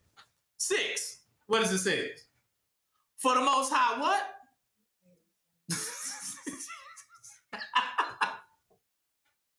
I ain't got no dealings with him. I ain't fooling with him. So did you know, he says, how did it say it? An enemy of my enemy is my what? Friend. The enemy of my enemy is my what? Friend. So, if you hate sinners and y'all hate them too, then y'all can become real good what? Friends. Now that's one relationship you want. See, but it comes with this level of courage. And we'll repay vengeance unto the ungodly. See, the only thing he gonna pay them back is what? Vengeance. That's it. And keep of them against the mighty day of their what? Punishment. So that means when it says keep them against, it's always keep them against that day. So he's telling you that he keeps them like in the holding cell or in a prison. He's keeping them chained to that day. Like, I'm not gonna let them get out of this. That's why I'm telling you, my friend, don't help them. Because I'm keeping them for what? For the day of what? Vengeance, wrath, fury, anger, destruction. So, at least you want to get hit trying to what? Stand by. I'd advise you to what? And get out of the what? Get out of the way. He says it. I'm already keeping them. I already planned my plans. See, now he's revealing his plan. He only does that to who? Friends. What is my plan against them? Is to set them up for failure. But it's hard to get them if you right there what? Every time it look like I'm about to get them, you jumping, oh, I got this, I fixed it. You almost feel right there. Let me get you right, let me help you up. And they, oh, well, thank you. And y'all like, exactly. Why you keep intervening? And so y'all can't get them if you in the way. Now you see why they so afraid for you not to be there. Because they know, yeah, without y'all there, then y'all, that's all y'all looking for, the moment when they can get you. But remember how he says it. about the wheat and the tares, because the angels was already like, can we go get them now? Can we just go after and get the tares? Can we just go get them? But Yah says, wait. Least you accidentally hit one of my what? My wheat. But wait till they are what? Separated. That way none of that nobody that's harmless ever gets hit. See, Yah wants to be exact. And he don't want to say, oh, my bad. I hit one of my own. No, ain't no friendly fire like that. Yah don't miss. So in order for him not to miss, it has to be a clear separation. Then Yah will have their way. That's why they don't want us to leave captivity. They don't want us to leave slavery. They want us right by them while they make their moves. That way they figure like if we keep them with us, Yah ain't going to get us long as they right there with us. That's their mind. So basically that's why they saying captivity means hostage. You are actually in a hostage situation. They ain't never going to do right, but they scared to have you removed out the equation because they know what stops them from hitting them? You are the shield. So they get away with the evil by you. That's why they want to be next to you when they do it. And not when you, but where you at? Where you going? Where you going? Stay right there. Stay right there. Right? So yeah, they don't want you out there, but this is the plan of Yah. He was gonna already destroy them anyway. But they just wait looking for their moment. They're just looking for their moment. Mm-hmm. That's it. So it says, 7 says, so give unto the good and help not the sinner. Again, 7. 8. A friend cannot be known. So now we're finna go over what a friend is. He says a friend cannot be known in times of what? Prosperity. So see, they not known when everything going good for you. Yeah, because you're going to have many people want to be your friend then, right? When everything going well. So they see people join you when they see you got a lot of good benefits and blessings going on. They gather. They flock to that like flies on crack. You get a lot of friends, especially when you become famous or something. You get a lot of friends, when they know you didn't inherit some money or something. Here they come. Oh, what a long lost friend. Look what the wind blew in. Yeah. They ain't no wind. They synced you on TV. See, in the prosperity of that, and 8, and an enemy cannot be hidden though. So he said, but when an enemy cannot be hidden in the time of your what?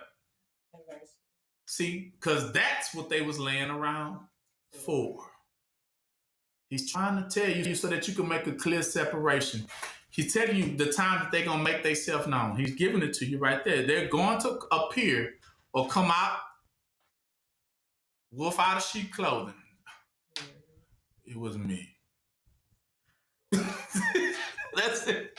Because look, it's the confidence that they're going to have when they think they got you. That's when they're going to let their hair down, flow come falling out, even though their hair that long. All of a sudden, it just come flowing out the sheep clothing. Yes, it was me. I was your enemy the whole time, and I couldn't wait for this moment to see you in the pickle that you are in. See, these are the ones who add salt to the wound. These are the ones that kick you when you're already down. He says that's when they actually emerge. So you're going to get a chance to see both. But it says an enemy is always known. They will hide themselves by you all the time until they wait for that moment where they think you become the weakest. And then that's when they spring out. How do you know? Because these are the ones that look like magic tricks. Say, aha. What aha mean? Aha, yeah. This was the moment. Aha. That's what the aha mean. Aha. This is all I wanted. I prayed for it. I couldn't have got nothing better for Christmas. That's what they want. They want it because they ain't seen it. But they always wanted it. They ain't gonna tell you that's what it is. That's what's swirling around their mind. 24 when they be looking at you just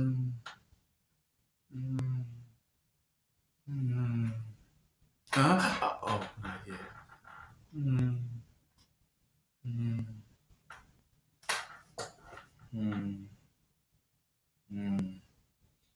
And so until they finally get that moment, and you ever seen a hungry tiger in the cage?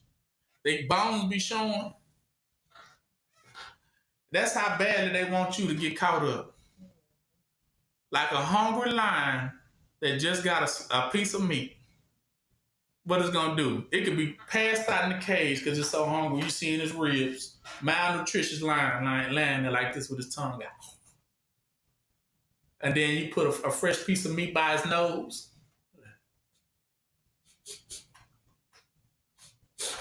And it's gonna spring up on that. Mean that's you just got into a pickle. They revive. Oh, aha! That's what I was waiting on. You be like, I thought you all died of malnutrition. But nah, they back. I'm back now. I'm back now. Yeah, what you said about my yeah, all that. You know, that's what they be wanting. So that's what he's telling you an enemy is. An enemy is waiting on your downfall. An enemy, that's what they're there for. But a friend is opposite of that. A friend is actually comes through in the moment of a what? A downfall. This is the difference.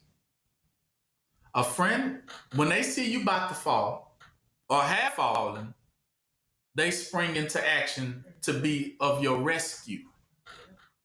See, a true friend is always there for the rescue. That's what a friend is. They're there to rescue you. But an enemy is waiting for you to slip so they can deliver the last death blow. So be not deceived. See, listen. How you know? 9 says, because in the prosperity of a man, enemies will be what? Grieved. Remember I was showing you the sinking in the seat? Is every time something good come your way, they sink in they seat a little more. See, I told like that deprived line. Because they thought it was going to be that day, but it wasn't. So they get deprived. What are they deprived of? The lion is really deprived of. Is it really meat or to watch you fall? See, that's what it's being deprived of. It's like, oh, not today neither. So the lion, instead of getting hungrier and hungrier for that moment, and it's making them malnutritious, right? It's starting to draw up. You see a rib showing, and they're just like, man, I wish the nigga ball already. And they become grieved. Every time a good comes your way, I'm trying to get y'all to open your eyes to see what an enemy looks like in real time. So anytime something good comes your way and they get salty about it, anytime, what I mean good, now I understand what good is. Let's put the proper word there. Anytime rescue comes to your aid and they get salty about the aid that you are receiving, mark that one. Even though they standing right next to you, because that is your who? That is your enemy. Do not be deceived. Especially if some good, meaning some sort of rescue comes your way, and they right there to be like, oh man, that's messed up. Why y'all helping them? Why y'all helping her? That one who just said the why part, that is your what? That is your enemy. See, out the abundance of the heart, the mouth will speak. Anytime they see you about to get rescued, they get grieved. It grieves them. Because they wanted you dead and gone. Right? He says, but in his adversity, even a friend will what? depart. It's 10. So it says, so never then trust your what? Enemies. For like as iron rusteth, so is his what? Wickedness. So when the iron rusts, you ever seen rust? When it gets on metal? So it's trying to tell you what hating does to the mind. It makes it what? Rust. It makes them begin to bubble up and rust. Because when rust, it eats at them. Like acid. It's eating at them. That they want you to fall already. Until it rusts out the whole thing. So that means when good is overtaken by what? Evil. See, and it says 11, so though he humble himself and go crouching, yet take good heed. See, he might come to you bowing and crouching like, oh, yeah, I don't want no smoke. That's because you up right now. And they think you strong. But take good heed and beware of that person. And thou shalt be unto him as if you had wiped the looking glass, somebody from that rust. Wiping a dirty mirror. When you finally wipe it and see, because when it's rusty or when it's steamed up, you can't really see everything. Everything's blurry, right? But he's telling you they rust is like a looking glass or a mirror when you finally wipe it clean, like with some Windex and some toilet and some paper towels. When you wipe it with some newspaper, see how clear the picture becomes? And he looks at that person again, and now shall know that his rust has not altogether been what? Wiped away. Telling you that the hatred that they got for you, it ain't went nowhere. It's still there. Don't be confused. Even though they might say, okay, they humble themselves, act like they done humble themselves around you. Just be careful and understand. Mark them. That now I still know that you are my what? My enemy. It ain't just because they can hand you. So that's what sometimes they be trying to like fool me or something by handing me something they think they're going to make me just forget all about that they are my enemy. You know what I'm talking about? Like, that's like, for instance, there's somebody, your enemy come and hand you a gift. Oh, here you go. Oh, we want to give you something, you know. And they think that gift going to make you forget about all the evil they did. But only a fool falls for it. Only a fool falls for it. That's what he's telling you. Only a fool will fall for it. Take the gift and say, okay, this is going to make up for all the evil that I know you got in your heart for me through this little gift. Okay, let's find out. Does this change everything? Huh? Does the gift change everything? It doesn't. It's telling you, don't be deceived. Edomites can hand you a gift all day long. Does it change the fact that they hate you? Does the gift change anything? Because they still just waiting on you to what? Let your what down? That's exactly what it's for. He's telling you, they only just waiting for you to let your what? Your guard down. Understand these truths. So it says, 11. No, 12. So set him not by thee. So, set him not by you? What does that mean? Don't separate. Don't call him a what? A friend. And don't, come on, buddy. Right, don't be holding, that's not your what? So don't be all, like that with him, like we all good now. Don't make him your partner. Don't make him your friend. That's what he's telling him. Set him not by you. Like two people sitting in the chair. You ain't finna sit next to me like we cool. You go sit over there. In any boxing ring, right? You don't sit next to me if you're a boxing competitor. You sit on the other side, opposing side of me, where I can see you from a distance. I don't need you up right here.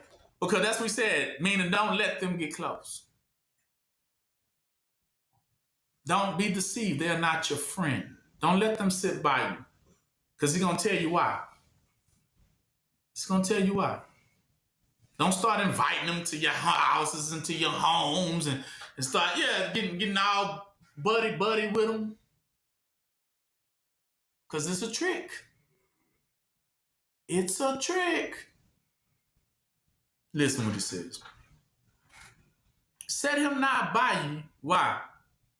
Because the only thing he or she is actually doing is just trying to observe your patterns. See, this is the part where they say if you can't beat them, what? That's that one. So now they got to act like they're your friend. So now they have to act like they with you only until they can find something now that they can finally get you with. Because they can't, that's what that's doing. They buying themselves what? Time. This is that Terry moment. Okay, well, we ain't been telling them down by now, so let's act like we gonna be friends with him because like he gonna be here for a little while until we can finally get him. This was that moment when the Pharisees used to follow you who's around at that point. That's what it mean. Everywhere he go, they pop up on us. What you doing over here? But he out there asking them questions, knowing that they wasn't coming as his friend. He knew it. But why you always following me around now? Right? And then the first thing you want to do is go into a debate. Right? Because you're trying to get me to what? Waiting on me to what? Slip. Exactly. So now he said, no, don't place them by you because they just there to make you slip now. That's it.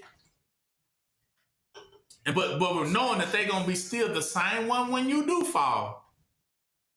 They just going to be the ones to pick up everything you what? Drop. Yeah. Because when you fall, that means you lose what?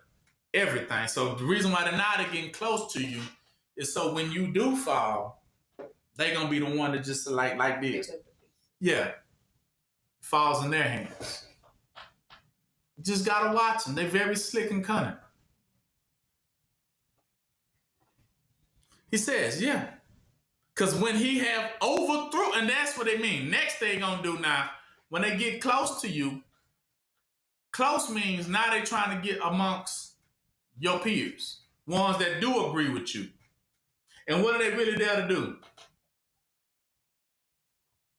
See, this is the thing. This is. I'm gonna tell you exactly when this happened in the Bible. This is in the beginning. When he couldn't get Adam, he went to what? Eve. Exactly. So that's what it means. Don't let them get near you or your people, because if they can't get you, they're gonna try to. Well, how y'all feel about him?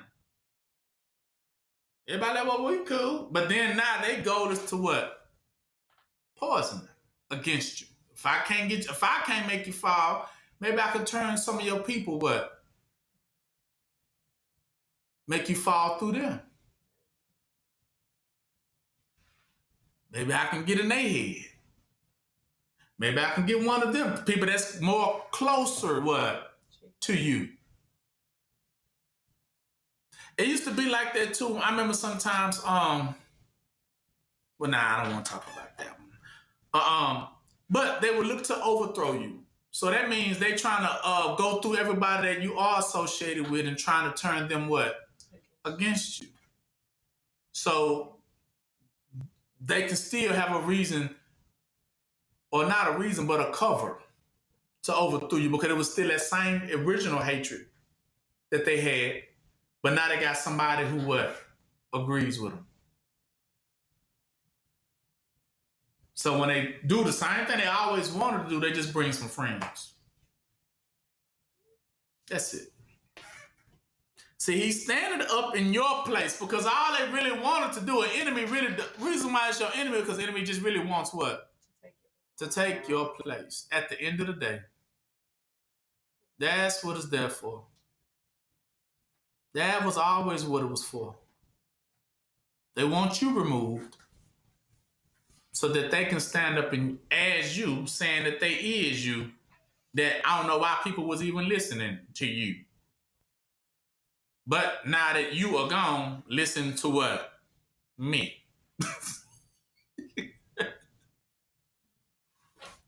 Yeah. Trying to take your little fan group. You know what I mean? You know, you got haters. That what happened to that dude on what's name, Billy Carson. They man tore him up and took all his little fans off his little. Funny. But yeah, let him get close. All right. So and he said, neither let him sit at thy right hand, meaning that chair next to him. Yeah, you not as when you sit on a person's right hand, that is a friend position because that is your line of what? Defense. Because the right hand is normally where you hold the sword at. So they sitting as your guard. Don't put them in a position as what? Yeah, don't get them the keys to everything. They gonna what? Turn it what? Against you. They're going to get you. That's what their goal was to do, get in close. You got secret agents out there. Don't get it twisted. Their goal is to infiltrate, get in, learn as much as they can learn, take it back to the enemy, and create a plan to overthrow you. That's the goal. That's what agents do.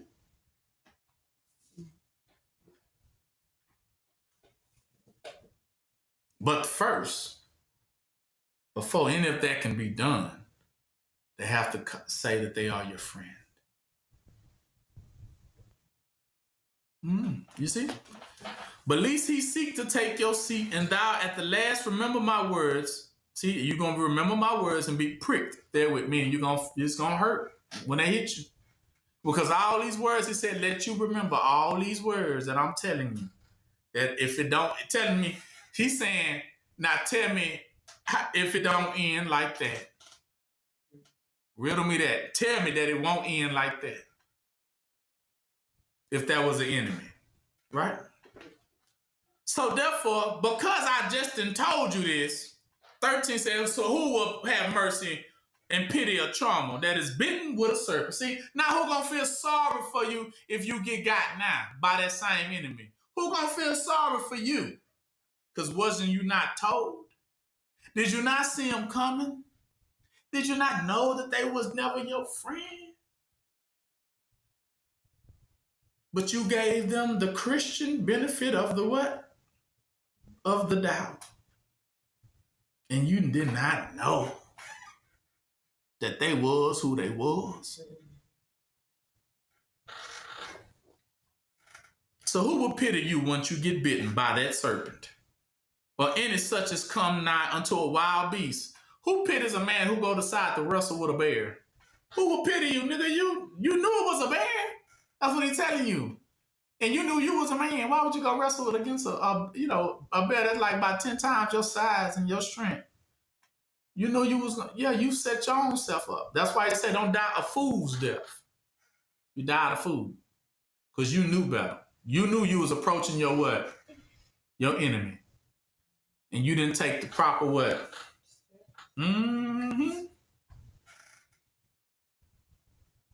Okay.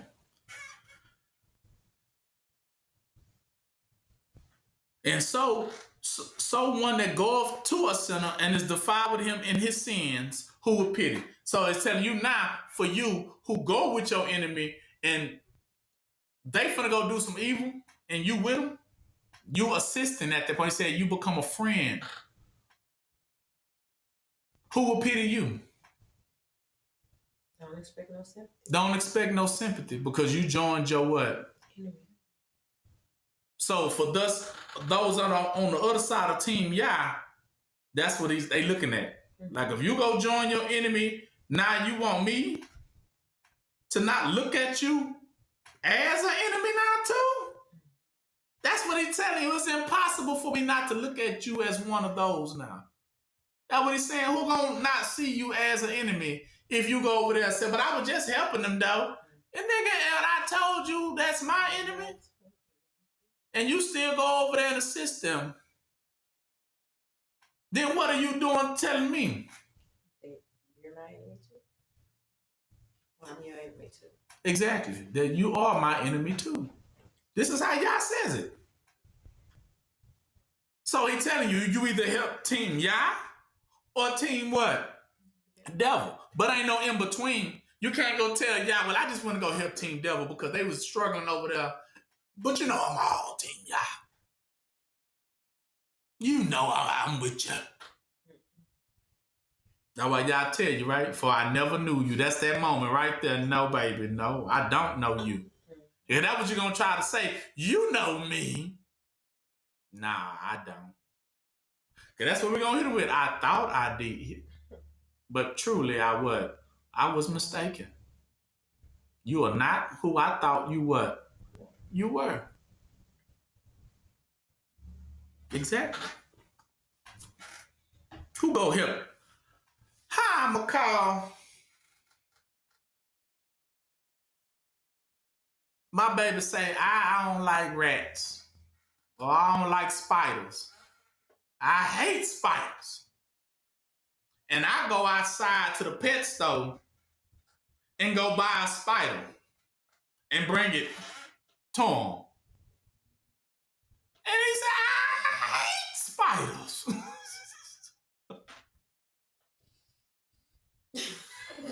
Right? And you're going to look at that person like, now I know are you my friend or my enemy? Because this is very confusing right now. I am very confused. Because I know my friend wouldn't do nothing like that to me, knowing the very things I hate. And you say you are a friend, but then deliver unto me the very thing I hate as a gift. And looking at me as I'm supposed to accept it. And my question to myself at this point is who gonna get smashed first? You or the spider? That's the question at that point. Especially if I knew you knew. Because a friend always knows. And the friend know what you like and what you don't like. They ain't gonna do nothing else. A friend is there for time of help and time of need, and they're always gonna give you the good things. Never the bad. They're not even looking to do you bad because that ain't what a friend is. A friend is there in the time of rescue when things are bad coming upon you. They're right there. You fight, we both fight. That's how they look at it. A friend of Yah. That's why he called them friend. Because friend represents an army. That is what friend is. A friendship is. When every time Yah was finna go down on somebody, he would gather himself for what? An army. But an army of what type of people? Friends. Of course. That's all down for the same cause. That is what an army is. That's why they say they use the word like-minded. Baby, like-minded just means friends. When they say that's a friend of the family, right? That's what they mean. What is a friend of the family then? A person who don't want to do that family no what? No harm. But they are there. Hey, hold on, that's my friend. That's my friend house. What you doing? I don't know you, and I know they don't know you. Explain yourself. Reveal yourself, right? Prepare yourself. No, you know. But a friend is going to protect you. That's what a friend does. They're not backstabbing. Don't ever get that twisted. That's what Esau tell you friends are so that you can get you one of those. You're not a manipulator. They're not a backstabber. They won't turn on you in times when you need them the most. They will always defend your honor. See, that's what Moses and Abraham and them used to do. They defended whose honor? Yah's. As true friends. Whenever they call you a man or woman of Yah, that is what you are. A defender of who? Yah. They say we don't believe in that, and you say, but this is what Yah says. That's what it means. You defend what? Yah. You don't let them put dirt all on the name. And if that's your friend and you sit there and don't say nothing, but you defend. That's what it's about. If you're a friend, Yeah, so they know where I stand when it comes to y'all. They know. And they know where they stand concerning y'all. And I don't blur that line for nobody. And you should not neither. You should not neither. It shouldn't be no matter what they look like or how they approach. But you should know what you're dealing with. Now, I just want to let y'all know about us, of what is a friend, different between a friend and an enemy, because you need to know. So according back to Adam and Eve, let's get back to the topic. I just wanted to put that out there so you can understand about what happened when they was naked. The question you should be asking yourself, why was y'all upset that they did put on clothes and realize that they was naked? Why do you think y'all was so upset with them?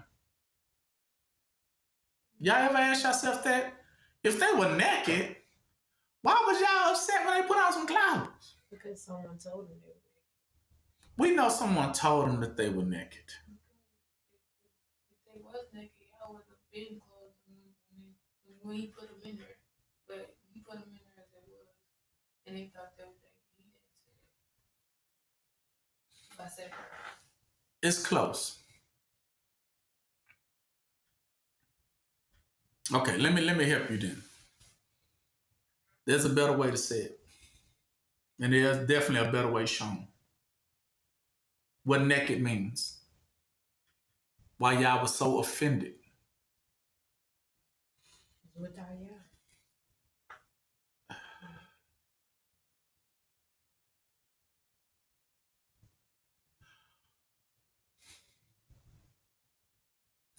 Whenever you meet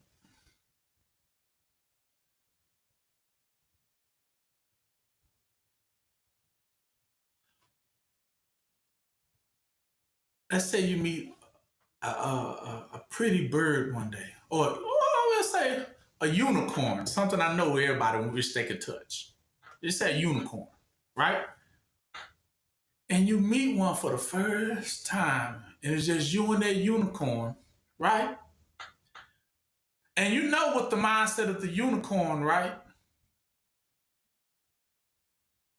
Or let's say a lost little child. I'm trying to get as most innocent as I can get.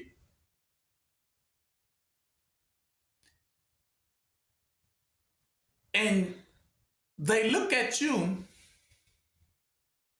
and the first thing that unicorn or that little bird wants to do is run, right? From you, right? Because it's scared, right? It fears. What does it fear about you? The unknown. Not that it doesn't know you. You don't look. What is it doesn't know about you? Yeah. It's saying, are you coming to hurt me or not? That is what it doesn't know. The little bird, when it sees you, or the unicorn, the little, a baby unicorn or something, or the baby child. It doesn't know you like that. That's what it doesn't know you like that mean. I don't know if you coming to be a friend or what, or a foe. So immediately it ready to gone. Because they don't want you to reach out, because you know that's what you want to do. A baby unicorn. Now I gotta put this on my page. So, but only if I gotta be able to put my arm around it and get that selfie, right? I got to be able to do that. Or they're not gonna believe me, right? On my page, right? I can't go to social media and be like, I just saw a baby unicorn. They go, like, nigga, what baby unicorn? But if I can get to it, get my arms around it, and get that selfie with that unicorn, then yes, they'll believe me because it's there. It's the proof. But we know the baby unicorn ain't gonna let you what? Turn that picture. It ain't gonna even let you get close. As soon as it thinking, look at that. Right? Anything you notice that is so precious, that first thing they want to do is run, don't they? It could be a baby little bird. They look at you coming, right? Because it's just afraid that you're going to what? It's afraid that you're going to harm it, right? That's the first thing, because it don't know you like that. Meaning, do you come to let it live, or do you come to what? Try to kill it. That's what everything's afraid of. Why you think little kids run from people that say don't talk to strangers? They just out there thinking that you're finna try to kill me, kidnap me or something, right? So it's gonna run. It's the nature of innocent things, is to run from you because it thinks that you are a predator, right? So what is the natural response that you always see people do when they get to approach something so delicate like that? If they had on a gun, they would take it off. If they had a knife or a sword, what they would do? Put it down. And then they would tell the things, look, I come to do what? No harm.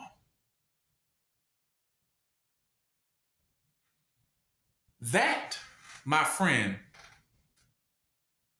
is called nakedness.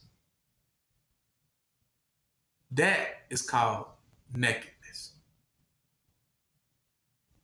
See, because before you can prove to somebody you don't come to do them no harm, you actually do have to what? Pull up, they say, pull up, man, pull up your, let me see. And they got to pull up their shirt and turn around and just make sure that they don't have a what on them. That's called nakedness. So when you approach Yah, now you see why you have to be naked.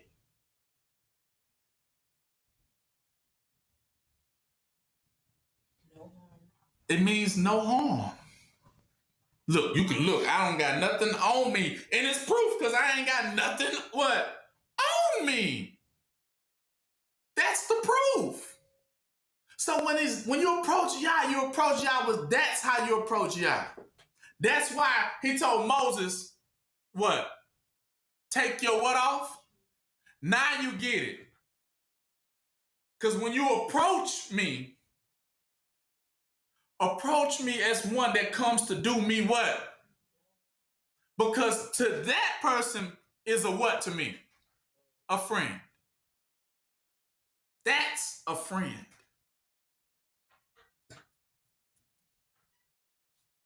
How do you know? Because he only gonna talk to you when he know that you are a friend. Elijah showed us. He says when Elijah finally got up that mountain, he showed it. And I understand why it's gonna be them two that come back. Why you think he took Enoch? He said because Enoch was a what? A friend. Enoch was a friend. See, yeah, come with me. We can talk about anything. So he always revealed past, present, and future to a what? A friend. Because they can walk and talk.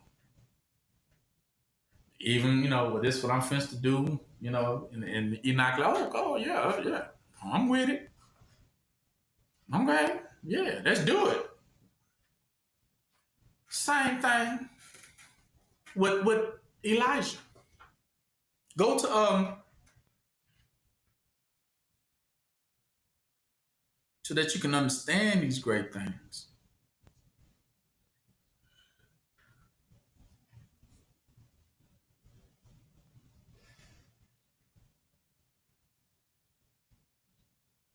First Kings 19. Because there's two ways you approach Yah. 19. 1 Kings 19. There's two ways you approach Yah. First, I'm revealing to you is that you have to be naked. That was why he was so offended at Adam and Eve for putting on clothes. See, that was the devil's teaching. Anytime you get ready to go see Yah, get yourself what? But ready how? See, when the devil is preparing right now to see Yah, but what is he doing? Clothing himself with armor. Exactly.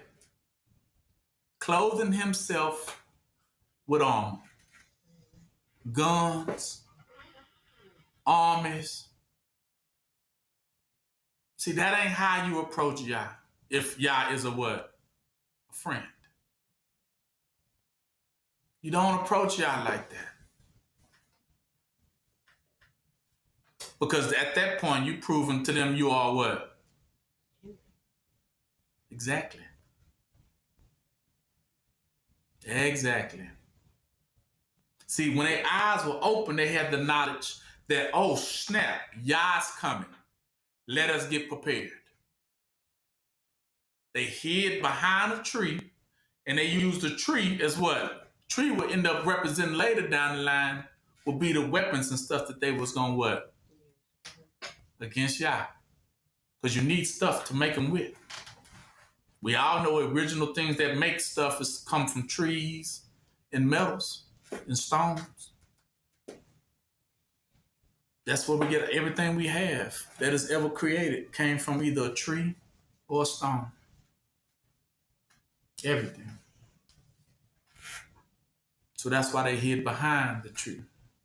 Tree save us.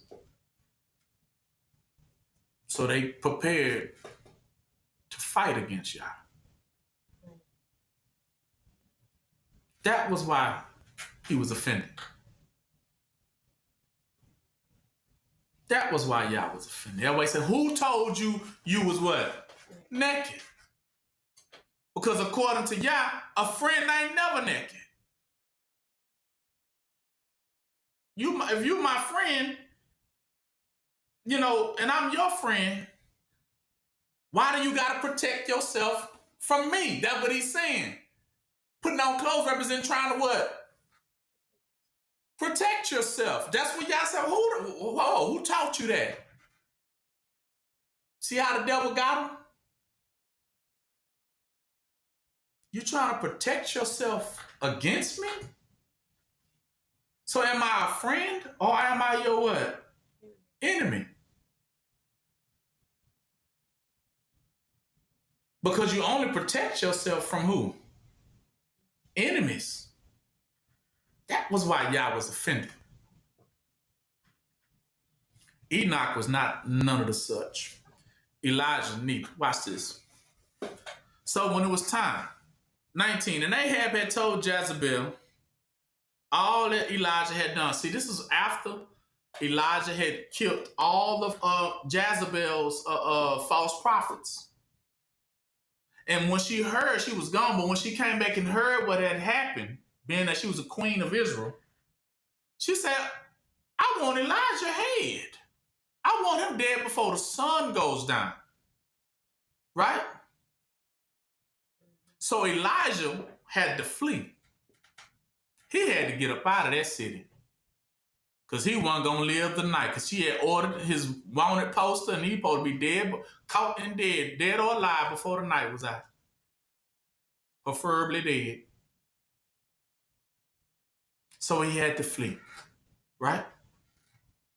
So look. And Ahab told Jezebel all that Elijah had did. And we thought how he had slain all the prophets with the sword. Then Jezebel sent a messenger unto Elijah saying, so let the gods do unto me, and more so also, if I don't make not his life as the life of one of those he just killed by tomorrow around this time. That's what she said. She said, so let the gods do to me, meaning if I don't have this nigga dead like he just killed my false prophets, she said, let the gods do unto me as he had did to my people if he don't die tonight. So she made an oath that he supposed to be dead. Right? So Elijah knew what time it was. being that there's only one Elijah, and there's many people that are arming people for the queen. So he knew at that point it's time for him to what? He had to flee. Flee for his what? For his life. But she called a whole army and everything. If you see him in the streets, on sight. So Elijah like, yeah, it's too much. It's time to go now. I done did the work of Yah. But this is his human trait. So a human trait is automatically telling him, get out of there. So, and when he saw that, heard about it, he arose, 3 says, and he went for his life. He ran for his life. And came to Beersheba, which belongeth to Judah, and left his servant there. Now, his servant that is talking about Elisha. He was going to be the one next up in line. So he left him in this city, telling him, look, I got to flee. I got to get out of here. I'm about to skip town, but you just stay here. But I got to go because they looking for me, not you, basically. You know what I'm saying? I'm just trying to get out of the narrative of how, talking in this day and age, time. That he was telling me, I got to go. They looking for me. I'm on the run. Everybody want me dead. They want me dead before the night out. So I got to leave, skip time to get up out of here. But, Elisha used to, was his servant, meaning, or protege. I won't say servant, but protege. He was learning this, to be like Enoch. So he told him, hey, you're going to have to stay here. Maybe we might meet again. Maybe we what? We won't. But I don't want you to be, in trouble with me. So don't come with me. Because, of course, the servant wanted to what? Go with him. Same way like Yehusha and Peter. Same thing. You got to stay. I got to go. You stay so you can live on. But I got to go because I might not even be here by this time tomorrow. So he left. 4. But he himself went a day's journey into the wilderness and came and sat under a juniper tree. And he requested for himself that he might die. So that means Elijah began to pray to Yah that he what? That he might die. Like, just go and kill me now.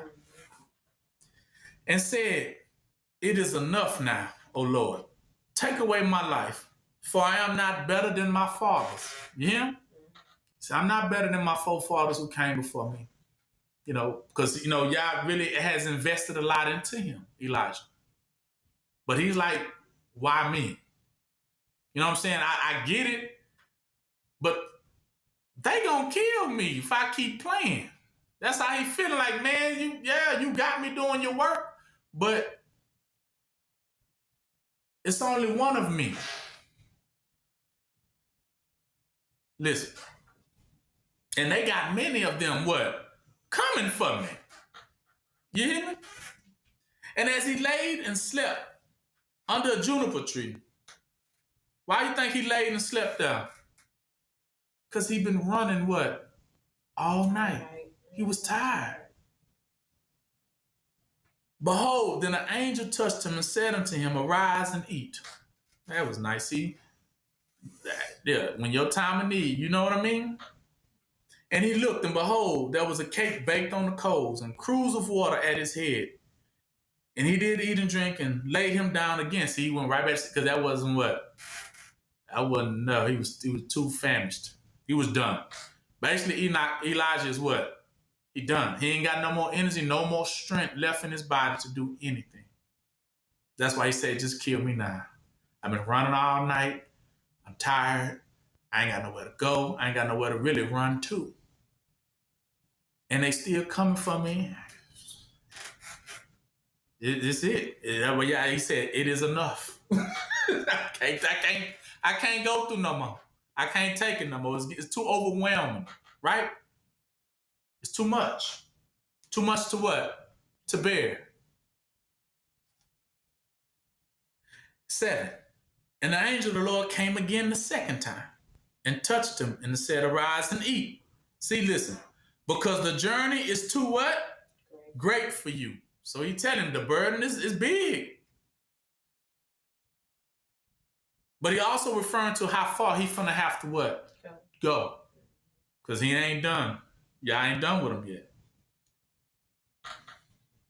So he arose and did eat and drink, and he went in the strength of that meat. Listen, 40 days and 40 nights off what that angel just fed him, off that meat and bread that he just ate. It said it gave him a strength for 40 days and 40 night journey until he reached the Mount of Yah, which we know is what? Zion. Exactly. Okay. Mm-hmm. And he came thither unto a cave there, and he lodged there. So he went and hid in the mountains of Zion.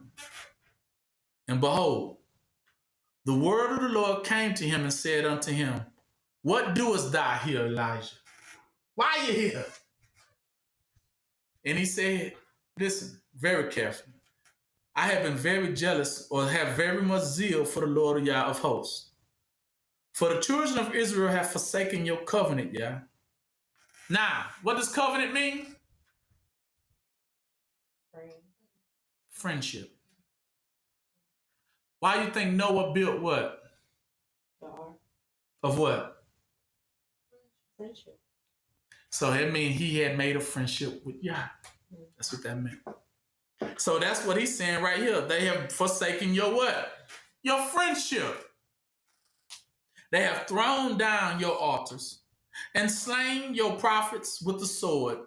And I, even I only, am left.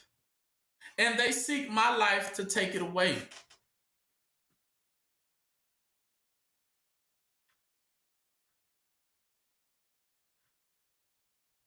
Mm.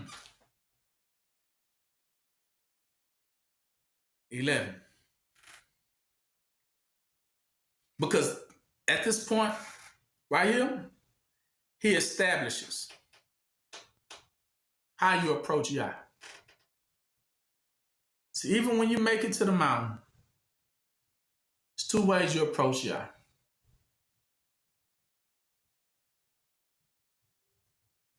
What is the first one? Naked. Naked. That meaning no weapons. Mm-hmm.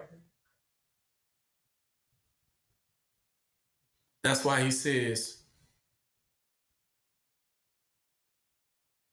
when the angel fed him, because he was what? He was what now? When he made it to the mountain? No. Naked also represented that he was what? No. He was weak. Remember the angel had to feed him? Mm-hmm.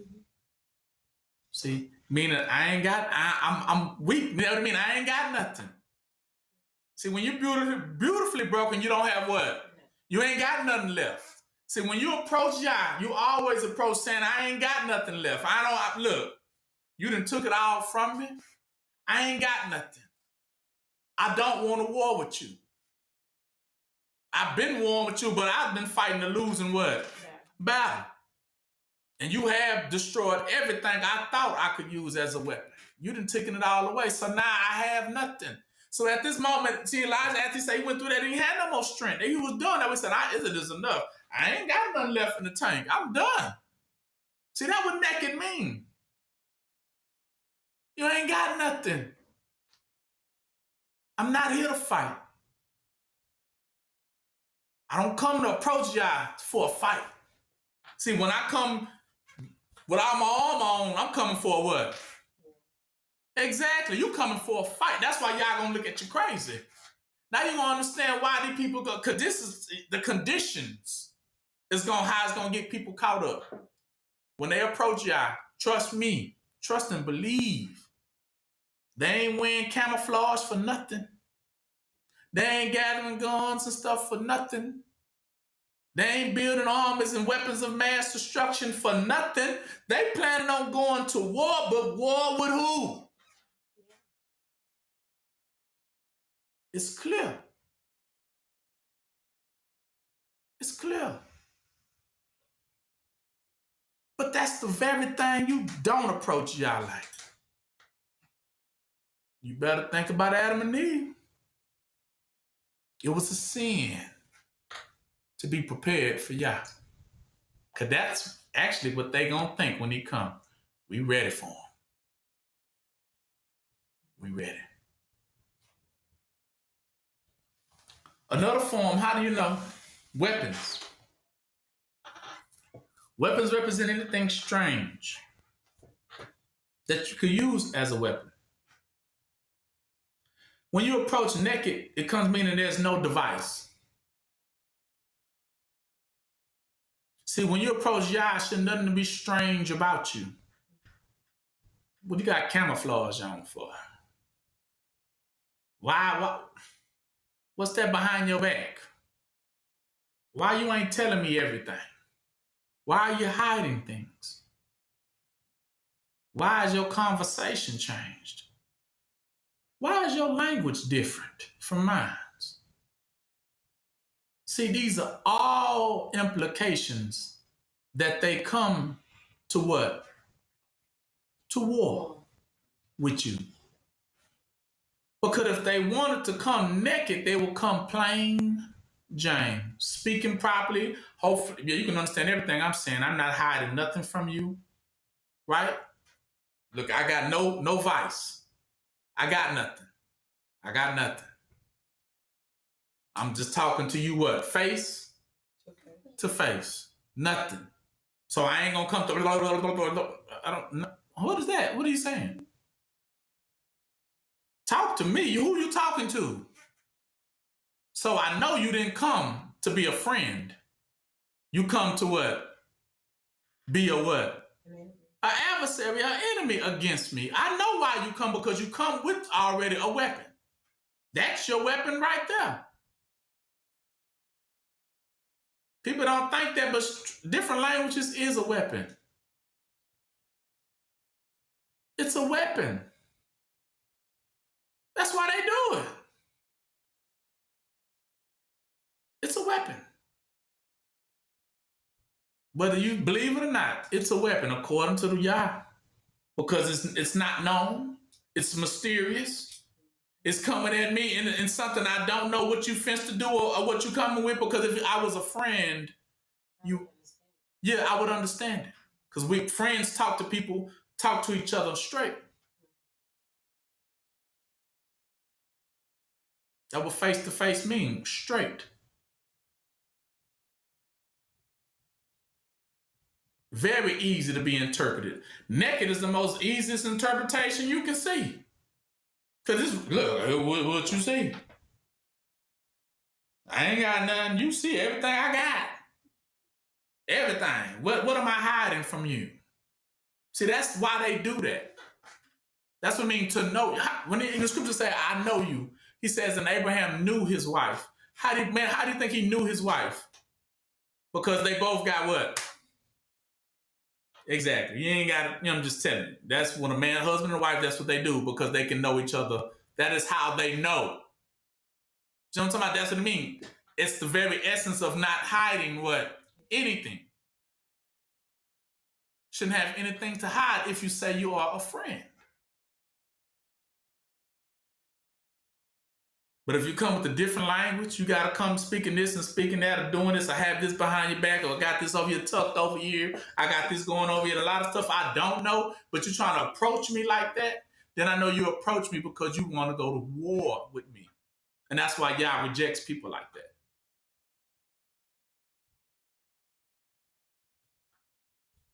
Y'all can't open up to people like that.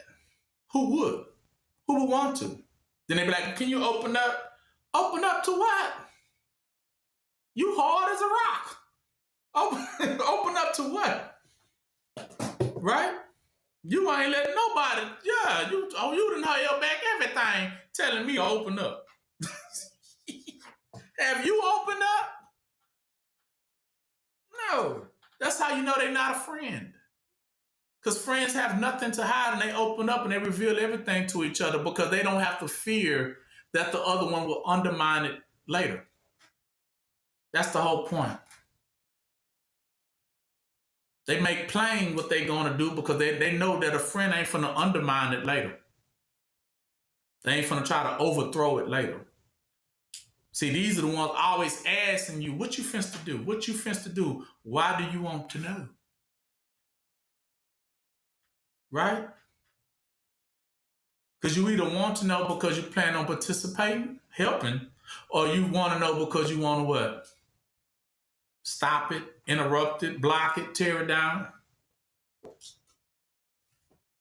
Why you think the devil always want to know what the Lord doing? But what he want to know it for?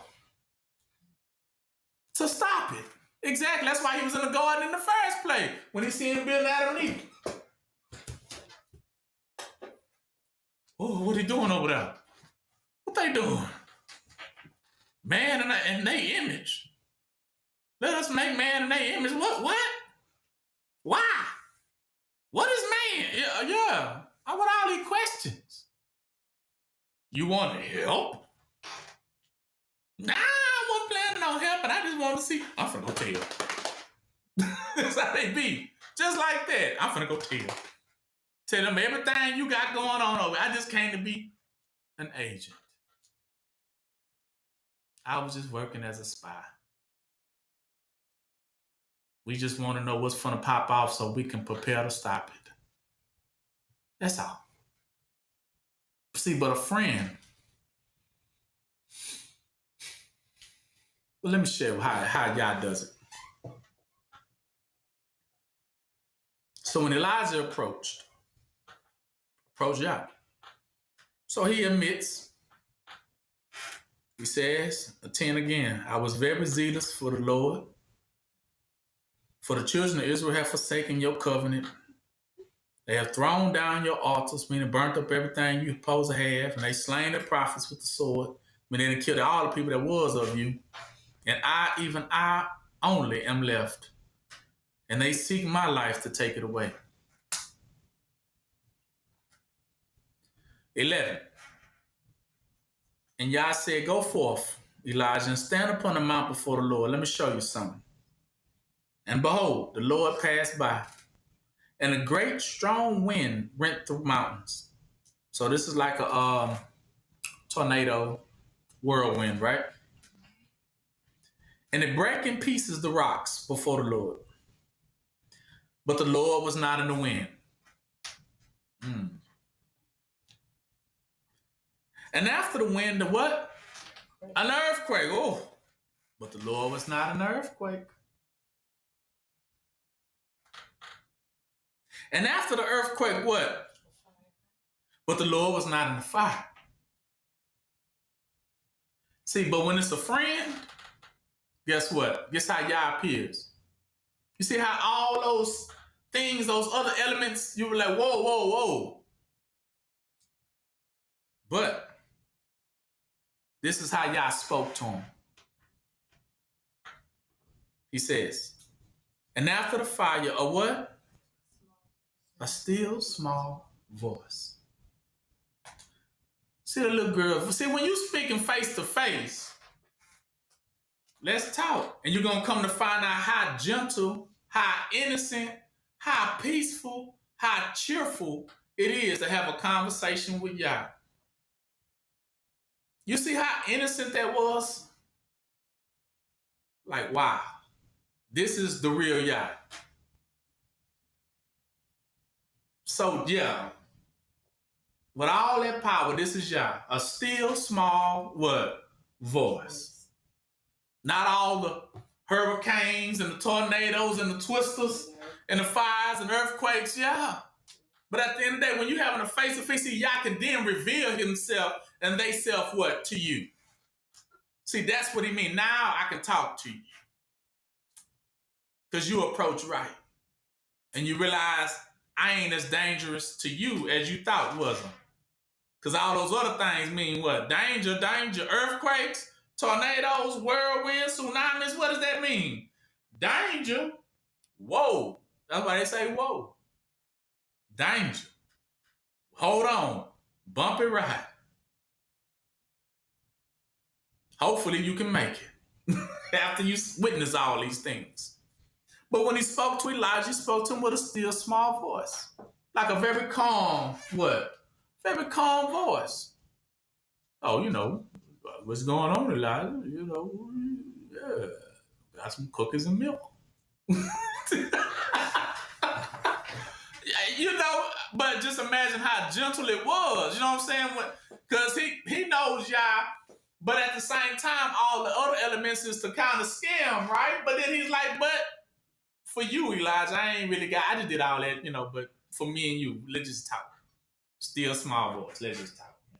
I put away all the little dramatics, right? The theatrics.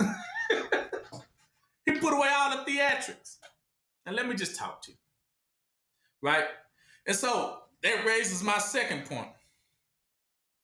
He said 14. 13. And so it was when Elijah heard it, that's when he wrapped his face in his mantle and went out and stood in entering in of the cave. And behold, there came a voice to him and said, what doest thou here, Elijah? And he said, I have been very zealous for the Lord Yah of hosts, because the children of Israel have forsaken thy covenant, thrown down thy altars, and slain thy prophets with the sword, and I only am left, and they seek my life to take it away. Second point, when you approach Yah, key thing stuck out again. He said, and only I am left. So that meant he came how? Alone. So it's two ways you approach Yah. What? Naked and alone. Because that means I don't bring the whole army with me. See what I'm talking about? You don't need all of them. See, this is the difference between how church preachers that you can't go see Yah unless, come on, y'all. Come on, y'all. Come on. I got to have my whole, I got to have all that. That shows Yah, you didn't come for Yah.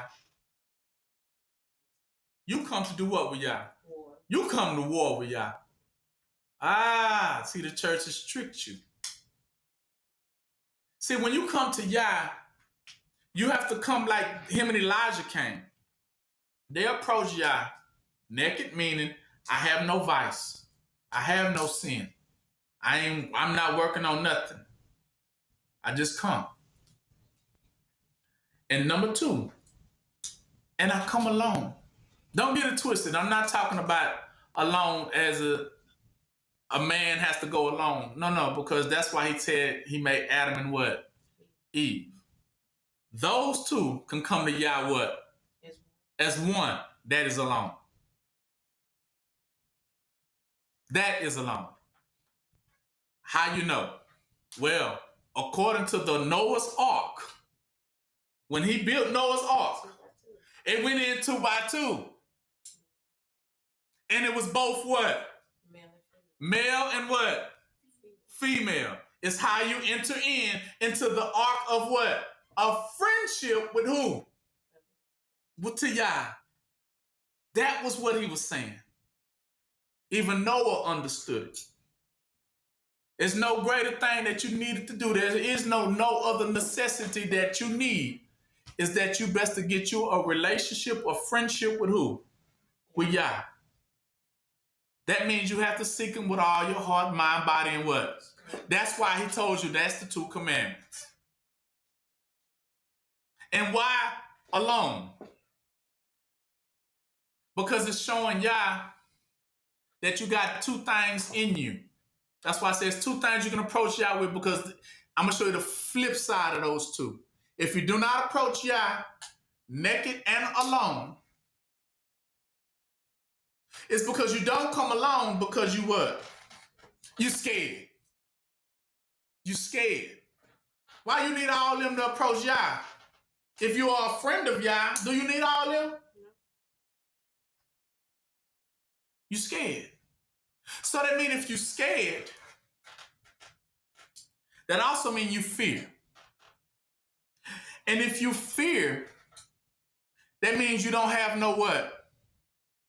Faith. You don't have faith to even approach Yah. Fear means you don't got faith. You don't believe that you can step to Yah by yourself. You don't even believe it in your heart that you can. You don't. That's why you need, if I go, you got to come with me. You got to come with me. You got to come with me. You got to come with me. But then when you get to Yah, Yah going to slap all that down, you and all them, because he going to say,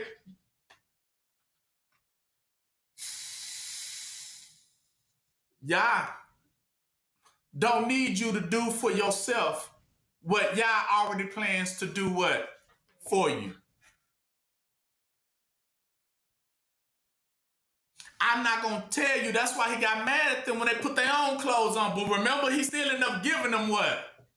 Clothes. You see that? That's why he was like, why you took that when what I'm going to give you is better anyway. So if you would approach me naked and alone, then I could have looked out for you and got you prepared. But you approached me with no faith.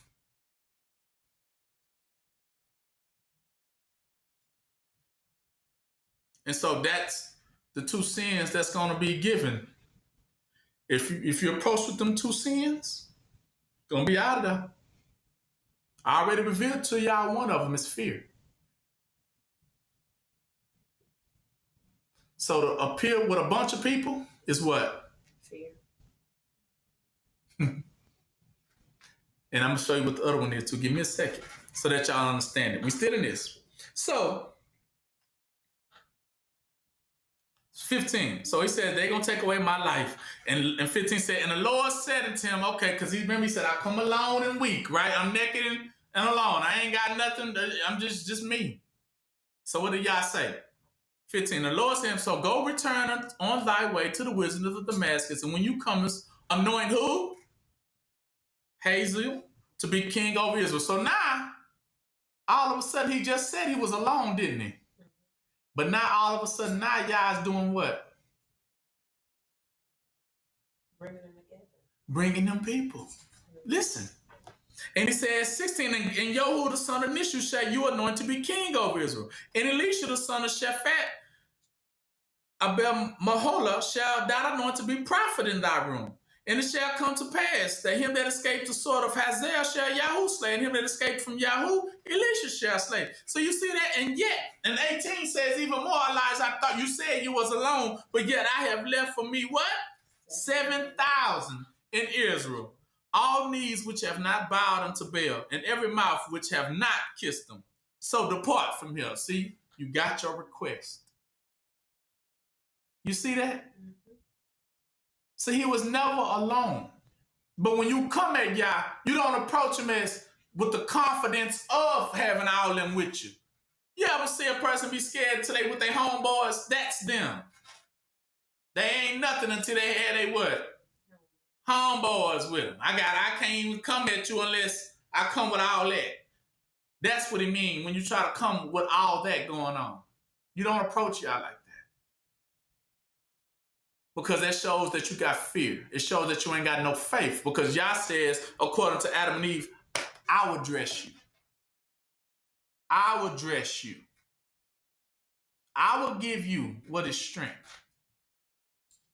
So when you go to Yah, if you have faith, you will go to Yah for your people, wouldn't you? That's what he's telling you. See, it's not like how these churches teach it. You know why they ain't afraid to do it? Or why they been afraid to do it? It's because they ain't got no backup. Everybody seems like these churches ain't nothing but people that won't need backup. Very few willing to just get out there and do it without the backup. That's what the problem is. Everyone say, I ain't going unless you come with. I ain't going unless you gonna come in. But you gotta do what you what? Because that's what he says. Seek, and you shall what? Knock, and the door shall be opened. See, these things you're going to receive, but you got to be able to be brave enough to approach Yah, but approach Yah with no what? No sin. So, I mean, you got to not have no device and no weapon, right? Meaning, when you come like that, you know why it's no faith? Because that is your backup plan. That's why you brought all of them with you. Because just in case y'all reject me, nigga, y'all gonna let y'all reject us? That's what that means. That's what that means. That's why you brought them to the party. Because when y'all reject us, that's why they gotta come. Like every time you niggas, they always say the devil went to go make war with y'all.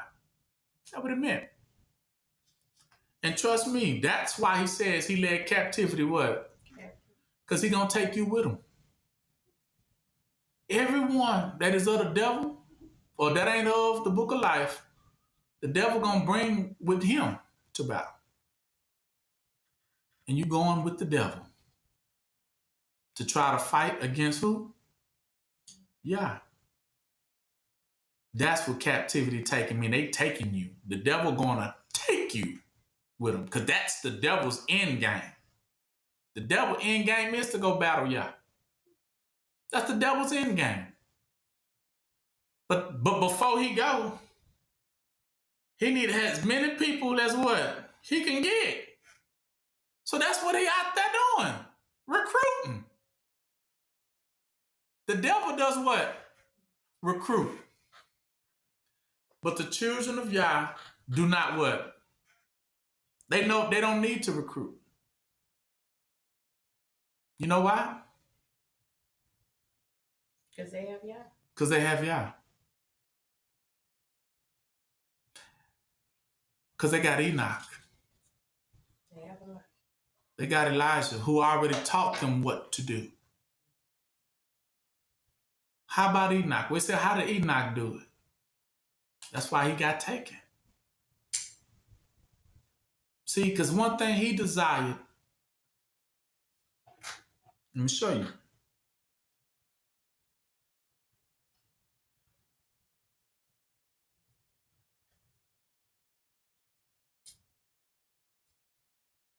So that's why I tell you, seek no friendship with the devils. Go to Luke 10, 38 through 42. Seek no friendship. That's what it means. Seek no friendship. I'm going to show you what that in the Bible. Where it says seek no friendship. Luke what? Luke 10, right? And what did I say? That's 38. Luke 10, yeah, and go down to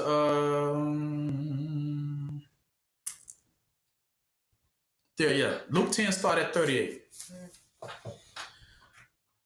See, now you're gonna understand now. This is what Enoch understood. That's why he was taken.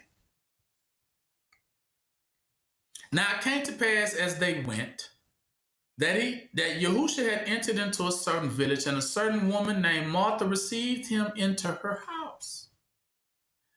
So who was coming to her house? Who's gonna be her guest of honor? Yahushua.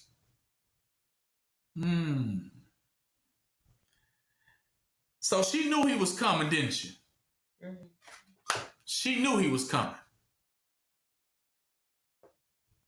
And she said to her sister Mary, so Martha and Mary both was there. Both know Yahushua coming, baby. Yahushua coming to the house, baby. Yahushua coming. Right? And look.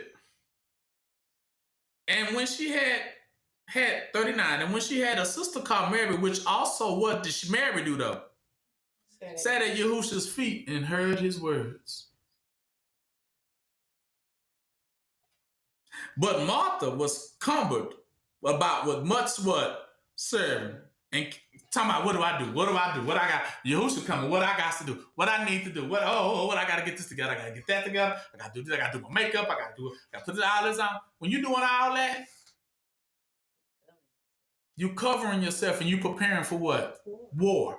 See, you notice that because remember when they said, when the same story we just read about Elijah, them same people that Elijah anointed came back, those was the ones who got Jezebel. And remember when they came to Jezebel's castle, when they finally marched on her castle, when Jehu said, now throw her out, she had ran up to her room, and what did she start doing? That's what the famous thing everybody said she started doing. Putting on what? Makeup. Exactly. She started covering the O. So makeup is another word for camouflage. She was trying to hide herself to make it seem, makeup makes it seem as if you are a friend, but underneath the mask, you are an enemy. Because you don't need the makeup. If you're a friend, because naked, right? You get it now. naked faced. What you need all the cover up for? When you came over there, she cause she knew he came to what? Deal with her. So she was trying to, who does that? When the man comes, so that means she finna try to go down there and I already tell you what she was finna try to do. What? Not just disguise herself, but try to do what to him? Kill him. Well, to deceive him. If she would have got close, then she would have had what? Tried to kill him. Exactly. See, that was the whole, that's where that came from. Oh, when she seen him coming, oh, let me. Then she probably went out there, oh, you know, hey. They see, it was game. It was deception at its finest. Coming with all